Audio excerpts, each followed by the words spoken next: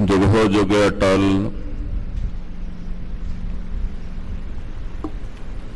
चवर तखत छत्र के मालिक सतगुरु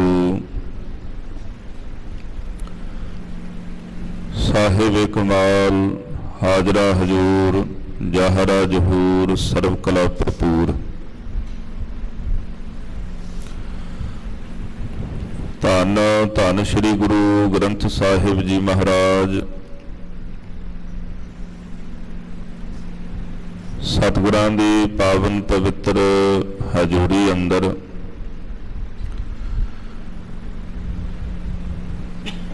नावे पातशाह श्री गुरु तेग बहादुर साहिब जी महाराज तेग बहादुर सिमरिया घर नावड़ दे आवे धाए सब थाई होए सहाय। ऐसे दीन दयाल सतगुरां दे पावन पवित्र अमृत वेले दे सजे हुए दरबारां विच हाजरी भर रही गुरु रूप गुरु खालसा साध संगत जी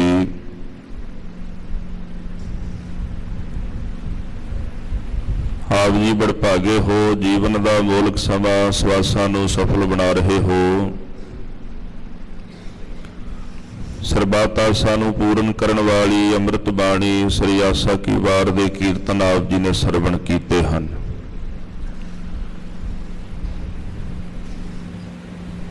सब ते उत्तम हर की कथा नाम सुनत दर्द दुख लथा। उपरंत सतगुरां दी पावन पवित्र गुरबाणी दी कथा सरवण करन वास्ते गुरु चरणां पास हाजरियां भर रहे हो। भाई साहब भाई वीर सिंह जी का कथन है, जिहड़ा गुरसिख गुरबाणी दी विचार करदा है उसनूं सिੱਖੀ प्राप्त हुंदी है। गुरबाणी दी विचार करदिआं गुरबाणी दी साधना करदिआं होइआं रब्बी गुण दैवी गुण गुरसिख दे हिरदे दे विच निवास करदे ने। जिथे सिੱਖੀ दी प्राप्ति हुंदी है उथे मन की मैल भी कट्टी जाती है। ज्यों-ज्यों गुरसिख बाणी नूं विचारदा है त्यों-त्यों मन पवित्र हुंदा है, मन शुद्ध हुंदा है। इस वास्ते साहिब दा हुक्म है गुरु के सिख नूं ये जो गुरबाणी दा महान सागर जिस अंदर सत संतोख दया धर्म खिमा निमरता आदि दे शुभ गुण ने, इस सागर नूं नित खोजिया करिए। ज्यों-ज्यों खोजांगे त्यों-त्यों सुख उत्पन्न होवणगे। मनुख की तलाश है भी सुख प्राप्त होवे। गुरदेव कहंदे परबना भटकना बाणी दे सागर विच चुब्भी मार, ये सुखां दी बणी है। ये बाणी जो सुखां दी बणी है इहदे विचों ही सुख तैनूं प्राप्त होवणगे। जैसे चिंता बणी है, जो भी चिंतन मन विच करिए वो पूर्ण हो ही जाता। जो इच्छा मन विच करी दी है वो प्राप्त हो ही जाता। भाई साहब भाई गुरदास साहब जी कहते ने जिहड़ी चिंता मन है ये तो मनुख की दुनियावी इच्छा नूं चिंतन नूं पूर्ण करदी है, पर सतगुरु सब तो वड्डा चिंता मन है जिहड़ा चिंता मणी दी चिंता नूं भी खत्म कर दिंदा है। एक चिंता मणी है, चिंतन करीदा, जो चिंतन करीदा प्राप्त हुंदा। प्राप्त तां दुनियावी पदार्थ होवणगे ना, पर सतगुरु ऐसी चिंतामणी ने गुरसिख जदों सतगुरां दा चिंतन करदा है, जे मुक्ति का चिंतन करदा तो मुक्ति भी प्राप्त हो जाती है। ते सतगुरु ऐसे ने जिहड़ा उन्हां दा चिंतन करदा उहदी चिंता नहीं अंदर रहन देंदे। गुरबाणी का जितना गुरसिख चिंतन करेगा इनू सुख ही प्राप्त होवणगे। इस वास्ते बाणी सुखां दी बणी है, इहदे विचों सुख जन्म लैंदे। तां महाराज कहंदे बाहर ना भरमीए, बाहर ना भटकीए, सब कुछ घर मैं बाहर ना ही। मन नूं सुख चाहिदा, तन नूं नहीं। हजारां सहूलतां मनुख दे कोल मौजूद ने, गर्मियां ते एसी विच बह लवांगे, 36 प्रकार दे पकवान आपां छक के मन नूं खुश कर लवांगे, चंगे कपड़े पा लवांगे। साडे शरीर दे लई सुख सहूलतां मौजूद ने,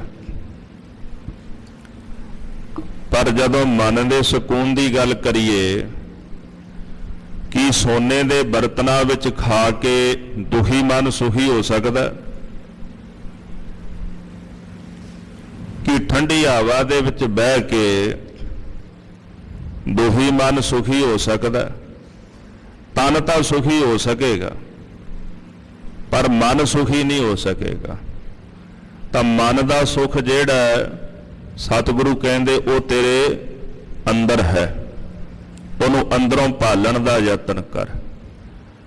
ज्यों-ज्यों बाणी नूं विचारेगा, बाणी नूं सुनेगा, गुरबाणी दा चिंतन करेगा, इत्थों ही सुख पैदा होवणगे जो तेरे मन नूं सुख देणगे।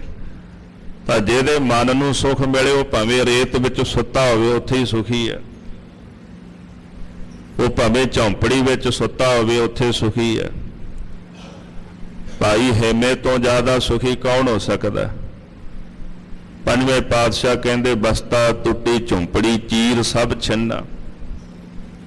टुट्टी झौंपड़ी विच रहिंदा, शरीर दे बस्तर भी बड़े पुराने ने, कोई साख संबंधी भी नेड़े नहीं टुकदा, धन भी नहीं, गरीबी दावे नाल समा कट रहे, पर मन तां सुख दे विच है ना।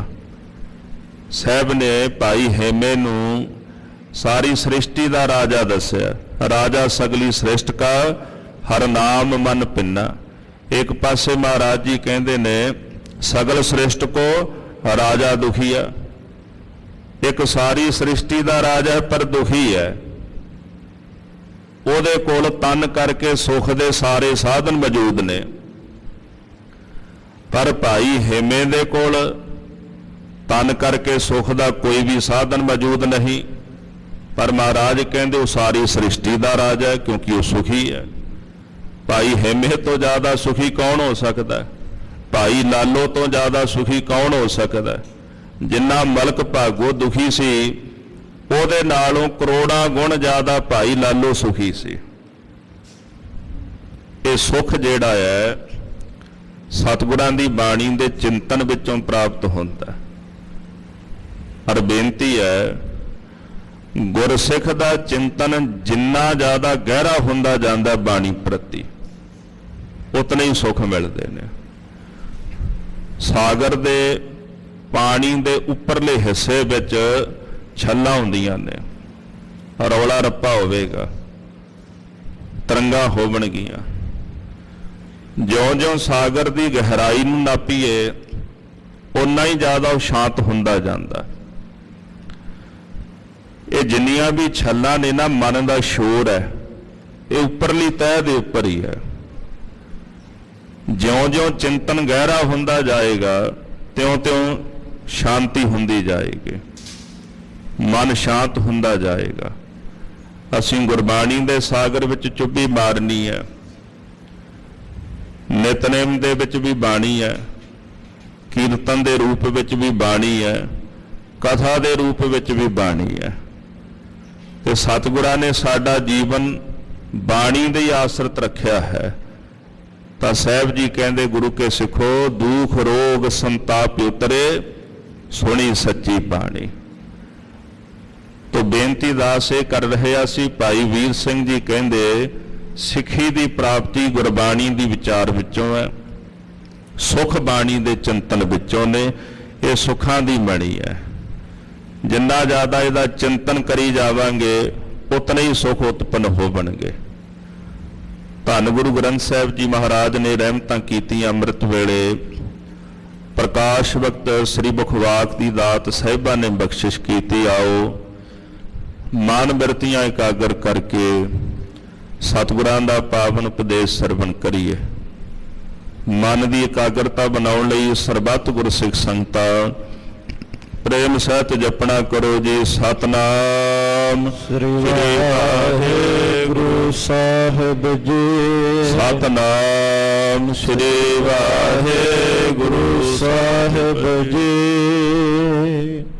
ਪੰਨਾਸਰੀ ਮਹੱਲਾ ਪੰਜਵਾ। ਜਿਸ ਕਾ ਤਨ ਮਨ ਧਨ ਸਭ ਤਿਸ ਕਾ ਸੋਏ ਸੁਗੜ ਸੁਜਾਨੇ। ਪੰਜਵੇਂ ਗੁਰਦੇਵ ਧੰਨ ਸ਼੍ਰੀ ਗੁਰੂ ਅਰਜਨ ਦੇਵ ਜੀ ਮਹਾਰਾਜ ਸੱਚੇ ਪਾਤਸ਼ਾਹ ਜੀ ਦੀ ਪਾਵਨ ਪਵਿੱਤਰ ਅੰਮ੍ਰਿਤ ਰਸਨਾ ਤੋਂ ਉਚਾਰਨ ਕੀਤਾ ਹੋਇਆ ਇਹ ਪਾਵਨ ਸ਼ਬਦ ਰਾਗ ਧਨਾਸਰੀ ਅੰਦਰ ਗੁਰੂ ਗ੍ਰੰਥ ਸਾਹਿਬ ਜੀ ਦੇ 671 ਅੰਗ ਉੱਪਰ ਸੁਸ਼ੋਭਿਤ ਹੈ। ਇਹ ਜਿਹੜਾ ਤਨ ਹੈ ਇਹ ਪਰਮੇਸ਼ਰ ਦਾ ਦਿੱਤਾ ਹੋਇਆ ਮਹਾਨ ਦਾਨ ਹੈ। ਮਨ ਵੀ ਉਸੇ ਦਾ, ਤਨ ਵੀ ਉਸੇ ਦਾ ਹੀ ਹੈ। ਜੇ ਅਸੀਂ ਗਹਿਰਾਈ ਨਾਲ ਵਿਚਾਰੀਏ, ਅਸੀਂ ਕੁਝ ਤਨ ਵਿੱਚ ਜੀ ਰਹੇ ਹਾਂ, ਕੁਝ ਮਨ ਵਿੱਚ ਜੀ ਰਹੇ ਹਾਂ। ਇਹ ਤਨ ਤੇ ਮਨ ਪਰਮੇਸ਼ਰ ਦੀ ਦਿੱਤੀ ਹੋਈ ਅਮੋਲਕ ਦਾਤ ਹੈ। ਜਦੋਂ ਮਨੁੱਖ ਤਨ ਵਿੱਚ ਜਿਉਂਦਾ ਹੈ ਉਦੋਂ ਸੁਰਤ ਸਰੀਰ ਵਿੱਚ ਹੁੰਦੀ ਹੈ। ਸਰੀਰ ਨੂੰ ਪਾਲਣਾ, ਸਰੀਰ ਨੂੰ ਸ਼ਿੰਗਾਰਨਾ, ਸਰੀਰ ਨੂੰ ਨਿਹਾਰਨਾ। ਉਦੋਂ ਅਸੀਂ ਤਨ ਵਿੱਚ ਜਿਉਂਦੇ ਹੁੰਦੇ ਆ। ਜਦੋਂ ਅਸੀਂ ਮਨ ਵਿੱਚ ਜਿਉਂਦੇ ਆ ਤਾਂ ਉਦੋਂ ਸਾਡੇ ਅੰਦਰ ਚਿੰਤਾਵਾਂ ਬੜੀਆਂ ਪ੍ਰਬਲ ਹੁੰਦੀਆਂ ਨੇ, ਪਰੇਸ਼ਾਨੀ ਬੜੀ ਪ੍ਰਬਲ ਹੁੰਦੀ ਹੈ। ਜਦੋਂ ਮਨ ਵਿੱਚ ਬੰਦਾ ਜੀ ਰਿਹਾ ਉਦੋਂ ਤਨ ਦੀ ਸੁੱਧ ਖਬਰ ਨਹੀਂ ਹੁੰਦੀ। ਜਦੋਂ ਅੰਦਰ ਵਿਚਾਰਾਂ ਦਾ ਚਿੰਤਨ ਚੱਲਦਾ ਹੁੰਦਾ ਸਰੀਰ ਭੁੱਲ ਜਾਂਦਾ। ਸਰੀਰ ਦੀ ਖੁਰਾਕ ਭੋਜਨ ਹੈ, ਭੋਜਨ ਛਕਣਾ ਵੀ ਭੁੱਲ ਜਾਂਦਾ। ਕਦੇ ਮਨ ਵਿੱਚ ਜੀ ਰਿਹਾ ਹੈ, ਕਦੇ ਤਨ ਵਿੱਚ ਜੀ ਰਿਹਾ ਹੈ। ਤਨ ਦਾ ਆਪਣਾ ਪਰਿਵਾਰ, ਮਨ ਦਾ ਆਪਣਾ ਪਰਿਵਾਰ ਹੈ। ਵਿਦਵਾਨ ਕਹਿੰਦੇ ਤਨ ਦੀ ਵੀ ਔਲਾਦ ਹੈ, ਬਹੁਤਾਤ ਵਿੱਚ ਚੰਗੀ ਹੁੰਦੀ ਹੈ ਪਰ ਕਿਤੇ ਨਾ ਕਿਤੇ ਮਾੜੀ ਵੀ ਹੁੰਦੀ ਹੈ। ਪਰ ਮਨ ਸਾਡਾ ਐਸਾ ਜਿਹਦੀ ਔਲਾਦ ਮਾੜੀ ਹੀ ਮਾੜੀ ਹੁੰਦੀ ਹੈ, ਜਿਹਨੂੰ ਆਪਾਂ ਕਾਮ, ਕ੍ਰੋਧ, ਲੋਭ, ਮੋਹ, ਹੰਕਾਰ ਕਹਿੰਦੇ ਆ। ਮਨ ਦੀ ਔਲਾਦ ਹੀ ਮਾੜੀ ਹੈ। ਕਬੀਰ ਸਾਹਿਬ ਜੀ ਕਹਿੰਦੇ ਕੋਈ ਵਿਰਲਾ ਹੀ ਗੁਰਮੁਖ ਹੁੰਦਾ ਹੈ ਜਿਹੜਾ ਆਪਣੇ ਘਰ ਦੇ ਵਿੱਚ ਅੱਗ ਲਾ ਕੇ ਆਪਣੇ 5 ਲੜਕੇ ਮਾਰ ਕੇ RAM ਦੇ ਨਾਮ ਨਾਲ ਲਿਵ ਲਾ ਕੇ ਰੱਖਦਾ। ਕਬੀਰ ਐਸਾ ਕੋਈ ਨਾ ਜਨਮਿਓ ਆਪਣਾ ਘਰ ਲਾਵੇ ਆਗ, ਪਾਂਚੋਂ ਲੜਕਾ ਜਾਰ ਕੇ ਰਹਿ RAM ਲਿਵ ਲਾਗ। ਕੋਈ ਵਿਰਲਾ ਹੀ ਇਹੋ ਜਿਹਾ ਜਨਮਿਆ ਜਗ ਵਿੱਚ ਜਿਹੜਾ ਆਪਣੇ ਮਨ ਰੂਪੀ ਘਰ ਦੇ ਵਿੱਚ ਭਗਤੀ ਦੀ ਅਗਨ ਲਾ ਕੇ, ਕਿਸੇ ਨੇ ਜੋਗਾ ਅਗਨ ਕਹਿ ਦਿੱਤਾ, ਕਿਸੇ ਨੇ ਬ੍ਰਹਮਾ ਅਗਨ ਕਹਿ ਦਿੱਤਾ। ਸ਼੍ਰੀ ਗੁਰੂ ਗ੍ਰੰਥ ਸਾਹਿਬ ਜੀ ਮਹਾਰਾਜ ਜੀ ਦੀ ਅੰਮ੍ਰਿਤ ਬਾਣੀ ਨੂੰ ਸ਼ਬਦ ਅਗਨ ਵੀ ਕਹਿੰਦੀ ਹੈ। ਗੁਰਮੁਖਾਂ ਨੇ ਸ਼ਬਦ ਦੀ ਅਗਨ ਲਾ ਕੇ, ਭਗਤਾਂ ਨੇ ਭਗਤ ਦੀ ਅਗਨ ਲਾ ਕੇ, ਨਾਮ ਦੀ ਅਗਨ ਲਾ ਕਰਕੇ ਮਨ ਦਾ ਜਿਹੜਾ ਪਰਿਵਾਰ ਸੀ ਨਾ, ਕਾਮ ਕ੍ਰੋਧ ਲੋਭ ਮੋਹ ਅਹੰਕਾਰ, ਇਹਨਾਂ ਸਾਰਿਆਂ ਨੂੰ ਸਾੜ ਦਿੱਤਾ। ਪੰਚੋ ਲੜਕਾ ਜਾਰ ਕੈ, 5 ਲੜਕੇ ਸਾੜ ਦਿੱਤੇ ਮਨ ਦੇ। ਹੁਣ 8 ਪੈਰ ਪਰਮੇਸ਼ਰ ਦੇ ਨਾਮ ਦੇ ਨਾਲ ਲਿਵ ਲਾ ਕੇ ਰੱਖਦੇ ਨੇ, ਕਿਉਂਕਿ ਜਿੰਨੀ ਦੇਰ ਤੱਕ ਮਨ ਦਾ ਪਰਿਵਾਰ ਜੀਵਤ ਸੀ ਉਨੀ ਦੇਰ ਤੱਕ ਸੁਰਤ ਉਹਨਾਂ ਵਿੱਚ ਰਹਿੰਦੀ ਸੀ, ਕਦੇ ਲੋਭ ਦੇ ਵਿੱਚ, ਕਦੇ ਕਾਮ ਦੇ ਵਿੱਚ, ਕਦੇ ਮੋਹ ਵਿੱਚ, ਕਦੇ ਹੰਕਾਰ ਵਿੱਚ। ਹੁਣ ਇਹਨਾਂ ਨੂੰ ਮਾਰ ਕੇ ਖਤਮ ਕਰਕੇ ਸੁਖੀ ਹੋ ਗਿਆ। ਜਿਵੇਂ ਕਬੀਰ ਜੀ ਨੂੰ ਸੁਨੇਹਾ ਪ੍ਰਾਪਤ ਹੋਇਆ ਵੀ ਮਾਤਾ ਚੜ੍ਹਾਈ ਕਰ ਗਏ, ਕਬੀਰ ਜੀ ਕਹਿੰਦੇ ਚੰਗਾ ਹੋਇਆ ਵੀ ਮੇਰੀ ਮਾਤਾ ਚੜ੍ਹਾਈ ਕਰ ਗਈ। ਮੁਈ ਮੇਰੀ ਮਾਈ, ਮੇਰੀ ਮਾਤਾ ਚੜ੍ਹਾਈ ਕਰ ਗਈ ਹੈ, ਚੰਗਾ ਹੋਇਆ। ਲੋਕ ਸੋਚਦੇ ਹੋਣਗੇ ਵੀ ਕੈਸਾ ਪੁੱਤਰ ਹੈ ਜਿਹੜਾ ਇੰਨੀ ਗੱਲ ਕਹਿ ਰਿਹਾ। ਕਹਿੰਦੇ ਹੋਂ ਭਇਆ ਸੁਖਾਲਾ, ਮੈਂ ਸੌਖਾ ਹੋ ਗਿਆ। ਹੁਣ ਭਾਵੇਂ ਗੱਲ ਤਨ ਦੀ ਕਰੀਏ ਭਾਵੇਂ ਮਨ ਦੀ ਕਰੀਏ, ਮਨ ਕਰਕੇ ਮਾਇਆ ਮਾਇਆ, ਸਰੀਰ ਦੀ ਆਪਣੀ ਮਾਇਆ। ਚੰਗਾ ਹੋਇਆ ਵੀ ਇਹ ਮਾਰੀ ਗਈ ਹੈ, ਭਗਤੀ ਨਹੀਂ ਸੀ ਕਰਨ ਦਿੰਦੀ। ਜੇ ਤਨ ਦੀ ਮਾਂ ਦੀ ਗੱਲ ਕਰੀਏ ਤਾਂ ਤਨ ਦੀ ਜਿਹੜੀ ਮਾਤਾ ਸੀ ਉਹ ਵੀ ਤਾਨੇ ਦਿੰਦੀ ਸੀ ਹਮੇਸ਼ਾ। ਹਮਾਰਾ ਕੁਲ ਕੌਣਾ ਰਾਮ ਕਹਿਓ, ਸਾਡੀ ਕੁਲ ਵਿੱਚ ਕਿਹਨੇ ਰਾਮ ਜਪਿਆ। ਜਬ ਕੀ ਮਾਲਾ ਲਈ ਨਿਪੂਤੇ ਤਬ ਤੇ ਸੁਖ ਨਾ ਭਇਓ। ਜਦੋਂ ਦੀ ਇਸ ਨਪੁੱਤਰ ਨੇ ਮਾਲਾ ਲਈ ਹੈ ਸਾਨੂੰ ਸੁਖ ਨਹੀਂ ਮਿਲਿਆ। ਸਾਧੂ ਘਰ ਦੇ ਵਿੱਚ ਆਉਂਦੇ ਨੇ, ਇੱਕ ਦੋਏ ਮੰਦਰ, ਇੱਕ ਦੋਏ ਬਾਟ, ਇੱਕ ਦੋ ਘਰ ਵਿੱਚ ਬੈਠੇ ਹੁੰਦੇ ਨੇ, ਇੱਕ ਦੋ ਰਾਹ ਦੇ ਵਿੱਚ ਤੁਰੇ ਆਉਂਦੇ ਨੇ। ਸਾਨੂੰ ਸੌਣ ਦੇ ਲਈ ਜ਼ਮੀਨ, ਉਹਨਾਂ ਨੂੰ ਮੰਜਾ, ਉਹਨਾਂ ਨੂੰ ਛਕਣ ਲਈ ਭੋਜਨ, ਸਾਨੂੰ ਚੱਬਣ ਲਈ ਦਾਣੇ। ਤਾਂ ਭਗਤ ਜੀ ਕਹਿੰਦੇ ਮੁਈ ਮੇਰੀ ਮਾਈ ਹਉ ਖਰਾ ਸੁਖਾਲਾ, ਮੈਂ ਸੌਖਾ ਹੋ ਗਿਆ। ਹੁਣ ਕੋਈ ਰੋਕਣ ਵਾਲਾ ਨਹੀਂ ਰਿਹਾ। ਚੰਗਾ ਹੋਇਆ ਕਿ ਮਨ ਦੀ ਮਾਂ ਮਾਇਆ ਮਰ ਗਈ ਹੈ, ਹੁਣ ਮੈਂ ਸੌਖਾ ਹੋ ਗਿਆ। ਇਹ ਮਾਇਆ ਅਗੇ ਵਿਘਨ ਪਾਉਂਦੀ ਸੀ, ਮੈਨੂੰ ਬਾਰ-ਬਾਰ ਸੰਸਾਰ ਵੱਲ ਪ੍ਰੇਰਦੀ ਸੀ। ਚੰਗਾ ਹੋਇਆ ਇਹ ਮਾਇਆ ਰੂਪੀ ਮਾਂ ਮਰ ਗਈ ਹੈ, ਹੁਣ ਭਗਤੀ ਕਰਨੀ ਸੌਖੀ ਹੋ ਗਈ ਹੈ। ਨਹੀਂ ਤਾਂ ਇਹ ਭਗਤੀ ਨਹੀਂ ਸੀ ਕਰਨ ਦਿੰਦੀ, ਬਾਰ-ਬਾਰ ਸੰਸਾਰ ਦਾ ਮੋਹ ਪੈਦਾ ਕਰਦੀ ਸੀ। ਸੰਸਾਰ ਦਾ ਮੋਹ ਜਦੋਂ ਉਤਪੰਨ ਹੁੰਦਾ ਹੈ, ਮਨੁੱਖ ਤਨ ਦੇ ਰਾਹੀਂ ਸੰਸਾਰ ਨਾਲ ਜੁੜਦਾ। ਸੰਸਾਰ ਨਾਲ ਤਾਂ ਤਨ ਕਰਕੇ ਜੁੜਿਆ ਜਾਏਗਾ ਨਾ, ਮਨ ਕਰਕੇ ਨਹੀਂ। ਜੇ ਤਨ ਹੈ ਤਾਂ ਹੀ ਸੰਸਾਰ ਨਾਲ ਸੰਬੰਧ ਜੁੜਿਆ। ਜਦੋਂ ਤਨ ਕਰਕੇ ਸੰਸਾਰ ਨਾਲ ਸੰਬੰਧ ਮਾਇਆ ਮਨ ਦਾ ਜੋੜਦੀ ਹੈ, ਜੁੜਦਾ ਮਾਇਆ ਰਾਹੀਂ। ਮਨ ਦੀਆਂ ਜਿੰਨੀਆਂ ਬਿਰਤੀਆਂ ਨੇ ਇਹ ਸਾਰੀਆਂ ਬਿਰਤੀਆਂ ਇੰਦਰੇ ਰਾਹੀਂ ਬਾਹਰ ਨੂੰ ਜਾ ਰਹੀਆਂ। ਮੰਨ ਲਓ ਵੀ ਸਰੀਰ ਇੱਕ ਦੁਆਰ ਹੈ, ਆਪਾਂ ਵੇਖਣਾ ਹੈ ਅੱਖਾਂ ਦੁਆਰਾ ਦੇਖ ਰਹੇ ਆ, ਬੋਲਣਾ ਹੈ ਜ਼ਬਾਨ ਦੁਆਰਾ ਬੋਲ ਰਹੇ ਆ, ਸੁਣਨਾ ਹੈ ਕੰਨਾਂ ਦੁਆਰਾ ਸੁਣ ਰਹੇ ਆ। ਇਹ ਦੁਆਰ ਨੇ ਸਾਡੇ। ਪਰ ਸੁਣਨ ਦਾ, ਬੋਲਣ ਦਾ, ਵੇਖਣ ਦਾ ਜਿਹੜਾ ਰਸ ਹੈ ਉਹ ਮਨ ਮਹਿਸੂਸ ਕਰ ਰਿਹਾ ਤੇ ਮਨ ਮਾਇਆ ਦੇ ਕਾਬੂ ਵਿੱਚ ਹੈ। ਭਗਤ ਜੀ ਕਹਿੰਦੇ ਜਿਸ ਦਿਨ ਮਾਇਆ ਰੂਪੀ ਮਾਂ ਮਰ ਗਈ ਉਸ ਦਿਨ ਤਨ ਨੇ ਨਿਰੰਕਾਰ ਵੱਲ ਜਾਣਾ ਸ਼ੁਰੂ ਕਰ ਦੇਣਾ ਹੈ। ਇਹਨੇ ਸੰਸਾਰ ਵੱਲ ਜਾਣ ਤੋਂ ਆਪਣੇ ਆਪ ਦਾ ਕਿਨਾਰਾ ਕਰ ਲੈਣਾ। ਮਾਇਆ ਨੇ ਮੋਹ ਪੈਦਾ ਕੀਤਾ ਤਾਂ ਹੀ ਇਹ ਬਾਰ-ਬਾਰ ਇੱਧਰ ਨੂੰ ਭੱਜਦਾ ਹੈ, ਇਸ ਪਾਸੇ ਨੂੰ ਜਾਂਦਾ ਹੈ। ਤੋ ਇਸ ਵਾਸਤੇ ਇਹ ਬੜੀ ਅਮੋਲਕ ਦਾਤ ਹੈ ਜਿਹੜਾ ਤਨ ਪਰਮੇਸ਼ਰ ਦੀ ਦਿੱਤੀ ਹੋਈ ਹੈ। ਮਨ ਵੀ ਬੜੀ ਅਮੋਲਕ ਦਾਤ ਹੈ, ਬਸ਼ਰਤ ਹੈ ਇਹਦੀ ਵਰਤੋਂ ਸਹੀ ਤਰੀਕੇ ਨਾਲ ਕੀਤੀ ਜਾਏ। ਸੰਸਾਰ ਦੇ ਅੰਦਰ ਜਿਤਨੇ ਵੀ ਧਰਮ ਗ੍ਰੰਥ ਨੇ, ਅੱਜ ਤਾਈਂ ਸਾਰੇ ਧਰਮ ਗ੍ਰੰਥਾਂ ਨੇ ਕੇਵਲ ਮਨੁੱਖ ਨੂੰ ਉਪਦੇਸ਼ ਦਿੱਤਾ ਹੈ। ਕਦੇ ਕਿਸੇ ਨੇ ਪਸ਼ੂ ਦਾ ਵੀ ਜ਼ਿਕਰ ਕੀਤਾ। ਜਦੋਂ ਕਰਮਾਂ ਦੀ ਗੱਲ ਆਉਂਦੀ ਹੈ ਆਪਾਂ ਕਦੇ ਵੀ ਪਸ਼ੂ ਦਾ ਜ਼ਿਕਰ ਨਹੀਂ ਕਰਦੇ, ਨਾ ਸੁਣਦੇ ਆ। ਕਰਮ ਮਨੁੱਖ ਭੋਗ ਰਹੇ ਆ, ਕਰ ਵੀ ਮਨੁੱਖ ਰਹੇ ਆ।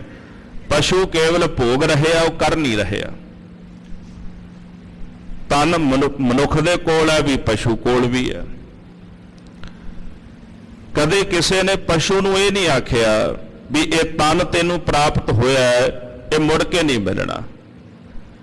ਅਗਰ ਪਸ਼ੂ ਨੂੰ ਤਨ ਪ੍ਰਾਪਤ ਹੋਇਆ ਹੈ ਤਾਂ ਸੁਭਾਵਕ ਹੈ ਜੇ ਰੱਬ ਦਇਆ ਕਰੇ ਤੇ ਉਹਨੂੰ ਮਨੁੱਖਾ ਜਾਮਾ ਮਿਲ ਸਕਦਾ ਹੈ, ਪਰ ਜੇ ਮਨੁੱਖ ਨੂੰ ਪਸ਼ੂ ਦਾ ਜਾਮਾ ਪ੍ਰਾਪਤ ਹੋ ਜਾਵੇ ਤੇ ਫਿਰ ਇਹਨੂੰ ਮਨੁੱਖਾ ਤਨ ਕੈਸੇ ਪ੍ਰਾਪਤ ਹੋਵੇਗਾ। ਪਸ਼ੂ ਤਾਂ ਆਪਣਾ ਤਨ ਭੋਗ ਰਿਹਾ ਹੈ, ਪਸ਼ੂ ਨੂੰ ਤਾਂ ਮਨੁੱਖਾ ਜਾਮਾ ਹੋ ਸਕਦਾ ਰੱਬ ਦੀ ਦਇਆ ਨਾਲ ਮਿਲ ਜਾਏ। ਤੇ ਜੇ ਮਨੁੱਖ ਤਨ ਕਰਕੇ ਚੰਗੇ ਕਰਮ ਨਹੀਂ ਕਰ ਰਿਹਾ, ਭਗਤੀ ਨਹੀਂ ਕਰ ਰਿਹਾ, ਤਾਂ ਫਿਰ ਸੁਭਾਵਕ ਹੈ, ਬਾਣੀ ਕਹਿੰਦੀ ਹੈ ਕਿ ਮਾਨਸ ਜਨਮ ਵਿਲੰਬ ਹੈ, ਹੋਏ ਨਾ 12 ਬਾਰ। ਇਹ ਵਾਰ-ਵਾਰ ਪ੍ਰਾਪਤ ਨਹੀਂ ਹੋਣਾ। ਹੋ ਸਕਦਾ ਕਿ ਹੁਣ ਮਨੁੱਖ ਹੈ, ਫਿਰ ਮੁੜ ਕੇ ਪਸ਼ੂ ਬਣ ਜਾਏ। ਇਹ ਸਰੀਰ ਤੈਨੂੰ ਵਾਰ-ਵਾਰ ਨਹੀਂ ਮਿਲਣਾ। ਪਸ਼ੂ ਨੂੰ ਕਦੇ ਕਿਸੇ ਨੇ ਨਹੀਂ ਆਖਿਆ ਵੀ ਤੂੰ ਭਗਤੀ ਕਰ ਲੈ, ਤੈਨੂੰ ਮੁੜ ਕੇ ਸਰੀਰ ਨਹੀਂ ਮਿਲਣਾ।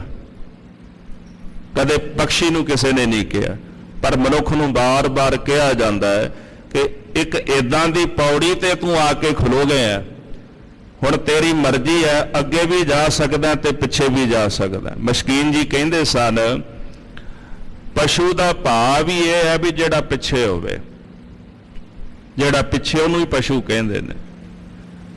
ਇਹ ਤੇਰੀ ਯਾਤਰਾ ਪਿਛਾਂਹ ਨੂੰ ਵੀ ਜਾ ਸਕਦੀ ਹੈ, ਪਸ਼ੂ ਵੀ ਬਣ ਸਕਦਾ ਹੈ ਤੇ ਦੇਵ ਰੂਪ ਵੀ ਹੋ ਸਕਦਾ ਹੈ, ਪ੍ਰਕਾਸ਼ ਰੂਪ ਵੀ ਹੋ ਸਕਦਾ ਹੈ।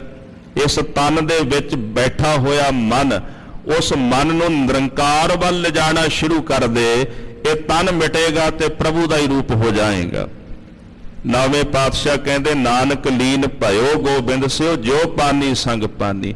ਆਪਾਂ ਇੱਕ ਏਦਾਂ ਦੀ ਪੌੜੀ ਤੇ ਖੜੇ ਆ, ਜਾਂ ਏਦਾਂ ਦੇ ਇੱਕ ਚੁਰਾਹੇ ਤੇ ਖੜੇ ਹੋਏ ਆ, ਕਿਸੇ ਪਾਸੇ ਵੀ ਜਾ ਸਕਦੇ ਆ, ਅੱਗੇ ਜਾ ਕੇ ਬ੍ਰਹਮ ਰੂਪ ਵੀ ਹੋ ਸਕਦੇ ਆ, ਪਿੱਛੇ ਵੀ ਜਾ ਸਕਦੇ ਆ ਤੇ ਸੱਜੇ ਖੱਬੇ ਵੀ ਜਾ ਸਕਦੇ ਆ।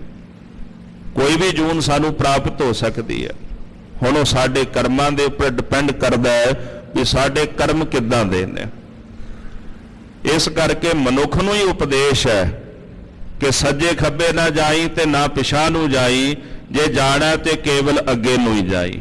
ਕਰੋ ਬੇਨੰਤੀ ਸੁਣੋ ਮੇਰੇ ਮੀਤਾ, ਸੰਤ ਟਹਿਲ ਕੀ ਬੇਲਾ, ਇਹਾ ਖਾਟ ਚਲੋ ਹਰ ਲਾਹਾ, ਆਗੇ ਬਸਨ ਸੁਹੇਲਾ। ਅੱਗੇ ਦੀ ਗੱਲ ਮਹਾਰਾਜ ਕਰਦੇ ਨੇ ਕਿ ਇੱਥੇ ਸੰਸਾਰ ਵਿੱਚ ਨਾਮ ਦਾ ਲਾਹਾ, ਭਗਤੀ ਦਾ ਲਾਹਾ ਖੱਟ ਲੈ, ਅੱਗੇ ਦਰਗਾਹ ਵਿੱਚ ਤੇਰੇ ਲਈ ਵਸਣਾ ਸੌਖਾ ਹੋ ਜਾਏਗਾ। ਪ੍ਰਭੂ ਦੇ ਘਰ ਦੇ ਵਿੱਚ ਰਹਿਣ ਲਈ ਤੈਨੂੰ ਥਾਂ ਪ੍ਰਾਪਤ ਹੋ ਜਾਵੇਗੀ। ਤਨ ਦੀ ਬੜੀ ਭਾਰੀ ਮਹਿਮਾ ਹੈ, ਬਸ਼ਰਤ ਹੈ ਵੀ ਮਨੁੱਖਾ ਤਨ ਹੋਵੇ। ਇਹ ਤਨ ਮਿੱਟੀ ਵਿੱਚ ਵੀ ਰੁਲ ਸਕਦਾ ਹੈ। ਇਹ ਤਨ ਦੀ ਵਡਿਆਈ ਵੀ ਹੋ ਸਕਦੀ ਹੈ ਜਦੋਂ ਇਸ ਤਨ ਦੇ ਵਿੱਚ ਪਰਮੇਸ਼ਰ ਜੀ ਦੀ ਭਗਤੀ ਕੀਤੀ ਜਾਵੇ। ਪਸ਼ੂ ਦੇ ਤਨ ਦੀ ਵਡਿਆਈ ਕਰਦੇ ਨੇ ਲੋਕ। ਗੁਰਬਾਣੀ ਨੇ ਵੀ ਮਹਿਮਾ ਕੀਤੀ ਹੈ, ਨਰੂ ਮਰੈ ਨਰ ਕਾਮ ਨਾ ਆਵੇ, ਪਸ਼ੂ ਮਰੈ 10 ਕਾਜ ਸਵਾਰੈ। ਪਸ਼ੂ ਮਰਦਾ ਮਰਦਾ ਘੱਟੋ ਘੱਟ 10 ਕੰਮ ਸਵਾਰ ਜਾਂਦਾ ਹੈ। ਪਰਸੋਂ ਚੌਥੇ ਇੱਕ ਗੁਰਮੁਖ ਨੇ ਇੱਕ ਬਚਨ ਦੱਸਿਆ ਵੀ ਕਹਿੰਦਾ, ਮੈਨੂੰ ਇੱਕ ਨੌਜਵਾਨ ਆ ਕੇ ਕਹਿੰਦਾ ਵੀ ਅੱਜ ਕੱਲ ਤਾਂ ਸਰੀਰ ਦੇ ਅੰਦਰੇ ਕੰਮ ਆ ਹੀ ਜਾਂਦੇ ਨੇ। ਆ ਸਰੀਰ ਦੇ ਜਿਹੜੇ ਅੰਦਰਲੇ ਪਾਰਟਸ ਹੁੰਦੇ ਨੇ, ਕਿਡਨੀ ਵੀ ਕੰਮ ਆ ਜਾਂਦੀ ਹੈ, ਅੱਖਾਂ ਵੀ ਕੰਮ ਆ ਜਾਂਦੀਆਂ ਨੇ, ਪਰ ਕਿੰਨੀ ਦੇਰ ਕੰਮ ਆਉਣਗੀਆਂ। ਪਸ਼ੂ ਕੋਈ ਵੀ ਮਰੇ, ਉਹਦੇ ਸਰੀਰ ਦੇ ਚੰਮ, ਉਹਦੇ ਹੱਡ ਕੰਮ ਆ ਜਾਂਦੇ ਨੇ। ਜਿਵੇਂ ਕਵੀ ਹਰਦਿਆਲ ਜੀ ਬੜਾ ਸੁੰਦਰ ਬਚਨ ਲਿਖਦੇ ਨੇ ਵੀ ਜਦੋਂ ਹਰਨ ਮਰਦਾ ਨਾ, ਘੰਡੇ ਹੇੜੇ ਦੀ ਆਵਾਜ਼ ਸੁਣ ਆਪਣਾ ਸਿਰ ਸ਼ਿਕਾਰੀ ਨੂੰ ਦੇ ਦਿੰਦਾ, ਉਹਦਾ ਸਿਰ ਵੀ ਕੰਮ ਆ ਜਾਂਦਾ। ਉਹਦੇ ਤਨ ਦੀ ਖਲ ਜਿਹੜੀ ਹੈ ਉਹ ਮੁਨੀ ਜਨ ਲੈ ਕੇ ਮ੍ਰਿਗਸ਼ਾਲਾ ਬਣਾ ਲੈਂਦੇ ਨੇ, ਉਹਦਾ ਮਾਸ ਵੀ ਕੰਮ ਆ ਜਾਂਦਾ। ਉਹਦੀਆਂ ਅੱਖਾਂ ਦੀ ਜਿਹੜੀ ਵਡਿਆਈ ਹੈ ਉਹ ਮਨੁੱਖ ਦੀਆਂ ਅੱਖਾਂ ਦੇ ਨਾਲ ਕਰ ਦਿੱਤੀ ਜਾਂਦੀ ਹੈ। ਉਹਦਾ ਤਾਂ ਸਾਰਾ ਕੁਝ ਹੀ ਕੰਮ ਆ ਗਿਆ। ਭਾਵੇਂ ਹਰਨ ਦੀਆਂ ਅੱਖਾਂ ਕਿਸੇ ਸਰੀਰ ਵਿੱਚ ਨਹੀਂ ਵਰਤੀਆਂ ਜਾ ਸਕਦੀਆਂ, ਪਰ ਜਿਹਦੀਆਂ ਅੱਖਾਂ ਸੁੰਦਰ ਹੋਵਣ, ਕਵੀ ਜੀ ਕਹਿੰਦੇ ਆਪਾਂ ਉਪਮਾ ਕਰ ਦਿੰਦੇ ਆ ਵੀ ਇਹ ਫਲਾਣੇ ਦੀਆਂ ਅੱਖਾਂ ਹਰਨ ਵਰਗੀਆਂ ਨੇ। ਵੀ ਬੜੀਆਂ ਸੁੰਦਰ ਨੇ, ਉਹਦੀਆਂ ਤਾਂ ਅੱਖਾਂ ਵੀ ਕੰਮ ਆ ਗਈਆਂ, ਉਹਦਾ ਮਾਸ ਵੀ ਕੰਮ ਆ ਗਿਆ, ਉਹਦੇ ਤਨ ਦੀ ਖੱਲ ਵੀ ਕੰਮ ਆ ਗਈ, ਉਹਦੇ ਜਿਹੜੇ ਸਿੰਘ ਹੁੰਦੇ ਨੇ 12 ਸਿੰਘਾਂ ਦੇ, ਹਰਨ ਦੇ ਸਿੰਘ ਵੀ ਕੰਮ ਆ ਗਏ, ਯੋਗੀਆਂ ਨੇ ਸਿੰਘੀ ਬਣਾ ਲਈ। ਬੰਦੇ ਦਾ ਕੀ ਕੰਮ ਆਇਆ? ਕਰੀਬਨ 100 ਦੇ ਵਿੱਚੋਂ ਕੁਝ % ਮਨੁੱਖ ਹੋਣਗੇ ਜਿਨ੍ਹਾਂ ਮਨੁੱਖਾਂ ਦੇ ਸਰੀਰ ਦੇ ਅੰਗ ਕਿਤੇ ਕਿਤੇ ਕੰਮ ਆਉਂਦੇ ਨੇ, ਬਹੁਤਾਤ ਵਿੱਚ ਨਹੀਂ ਆਉਂਦੇ। ਜਿੰਨੇ ਕੁ ਰੋਗ ਸਰੀਰ ਨੂੰ ਲੱਗੇ ਹੋਏ ਨੇ ਨਾ, ਲੱਗਦਾ ਵੀ ਸਾਡੇ ਸਰੀਰ ਦੇ ਅੰਗ ਕਿਸੇ ਦੇ ਕੰਮ ਆਉਂਦੇ ਹੋਣਗੇ, ਜ਼ਰੂਰ ਆਉਂਦੇ ਨੇ, ਇਹ ਨਹੀਂ ਵੀ ਨਹੀਂ ਆਉਂਦੇ, ਪਰ ਕਿਸੇ ਕਿਸੇ ਦੇ। ਗੁਰਬਾਣੀ ਨੂੰ ਕਦੇ ਵੀ ਕੋਈ ਮਨੁੱਖ ਚੈਲੰਜ ਨਹੀਂ ਕਰ ਸਕਦਾ। ਮਾਤਾ ਗੁਜਰੀ ਜੀ ਨੇ 9ਵੇਂ ਪਾਤਸ਼ਾਹ ਜੀ ਨੂੰ ਇੱਕ ਬਚਨ ਆਖਿਆ ਸੀ, ਜਦੋਂ ਗੁਰਦੇਵ ਪਿਤਾ ਜੀ ਪਟਨਾ ਸਾਹਿਬ ਤੋਂ ਆਨੰਦਪੁਰ ਸਾਹਿਬ ਆਉਣ ਲੱਗੇ ਨਾ, ਤੇ ਬਚਨ ਕੀਤਾ ਵੀ ਤੁਸੀਂ ਸਾਹਿਬਜ਼ਾਦੇ ਦਾ ਖਿਆਲ ਰੱਖਿਓ। ਇਹ ਮਹਾਂਪੁਰਖ ਦਾ ਅਵਤਾਰ ਨੇ, ਇਹ ਸ਼ਬਦ ਵਰਤਿਆ ਜਿਹੜਾ ਮਹਾਂਪੁਰਖ ਸ਼ਬਦ ਹੈ ਗੁਰੂ ਕਲਗੀਧਰ ਜੀ ਨੇ ਆਪਣੀ ਬਾਣੀ ਵਿੱਚ ਅਕਾਲ ਪੁਰਖ ਲਈ ਵਰਤਿਆ। ਤੇ 9ਵੇਂ ਪਾਤਸ਼ਾਹ ਗੁਰੂ ਤੇਗ ਬਹਾਦਰ ਸਾਹਿਬ ਜੀ ਨੇ ਇਹ ਸ਼ਬਦ ਆਖਿਆ ਜਿਹੜਾ ਭਾਈ ਸੰਤੋਖ ਸਿੰਘ ਹੋਰਾਂ ਨੇ ਲਿਖਿਆ ਹੈ ਕਿ ਇਹ ਮਹਾਂਪੁਰਖ ਅਕਾਲ ਪੁਰਖ ਦਾ ਅਵਤਾਰ ਹੈ, ਵੀ ਇਹਦਾ ਸਤਿਕਾਰ ਕਰਨਾ, ਜੋ ਬਚਨ ਕਹਿੰਦੇ ਇਹਨਾਂ ਦਾ ਬਚਨ ਮੰਨ ਲੈਣਾ। ਇਹ ਨਾ ਸੋਚਿਓ ਵੀ ਇਹ ਛੋਟੇ ਨੇ, ਇਹਨਾਂ ਦੇ ਅੰਦਰ ਸ਼ਕਤੀ ਮਹਾਨ ਤੋਂ ਮਹਾਨ, ਇਹ ਸਮਰੱਥ ਤੋਂ ਸਮਰੱਥ ਨੇ। ਤਾਂ ਸੁਣ ਕੇ ਮਾਤਾ ਗੁਜਰੀ ਜੀ ਨੇ ਇੱਕ ਜਵਾਬ ਦਿੱਤਾ। ਮਾਤਾ ਜੀ ਕਹਿੰਦੇ, ਗੁਰਦੇਵ ਜੀ, ਸਤਿਗੁਰੂ ਸ੍ਰੀ ਗੁਰੂ ਹਰਗੋਬਿੰਦ ਸਾਹਿਬ ਜੀ ਮਹਾਰਾਜ ਸਾਨੂੰ ਵਰ ਦੇ ਕੇ ਗਏ ਸਨ ਕਿ ਤੁਹਾਡੇ ਘਰ ਦੇ ਵਿੱਚ ਮਹਾਂਬਲੀ ਯੋਧਾ ਪ੍ਰਗਟ ਹੋਵੇਗਾ। ਤੇ 6ਵੇਂ ਪਾਤਸ਼ਾਹ ਗੁਰੂ ਹਰਗੋਬਿੰਦ ਸਾਹਿਬ ਦੇ ਨਾ ਬਚਨ ਅਚਲ ਨੇ, ਅਟਲ ਨੇ। ਸ਼ਮੇਰ ਪਰਬਤ ਤਾਂ ਹਿੱਲ ਸਕਦਾ ਹੈ, ਪਰ ਉਹਨਾਂ ਦੇ ਬਚਨ ਕਦਾਚਿਤ ਹਿੱਲ ਨਹੀਂ ਸਕਦੇ, ਉਹ ਅਟਲ ਹੀ ਰਹਿਣਗੇ। ਤੇ ਸਤਿਗੁਰੂ ਜਿਵੇਂ 6ਵੇਂ ਪਾਤਸ਼ਾਹ ਦੇ ਬਚਨ ਅਟਲ ਨੇ, ਮੇਰਾ ਵਿਸ਼ਵਾਸ ਵੀ ਉਹਨਾਂ ਬਚਨਾਂ ਤੇ ਇਦਾਂ ਹੀ ਅਟਲ ਹੈ। ਮੇਰੇ ਵਿਸ਼ਵਾਸ ਨੂੰ ਵੀ ਕੋਈ ਹਿਲਾ ਨਹੀਂ ਸਕਦਾ।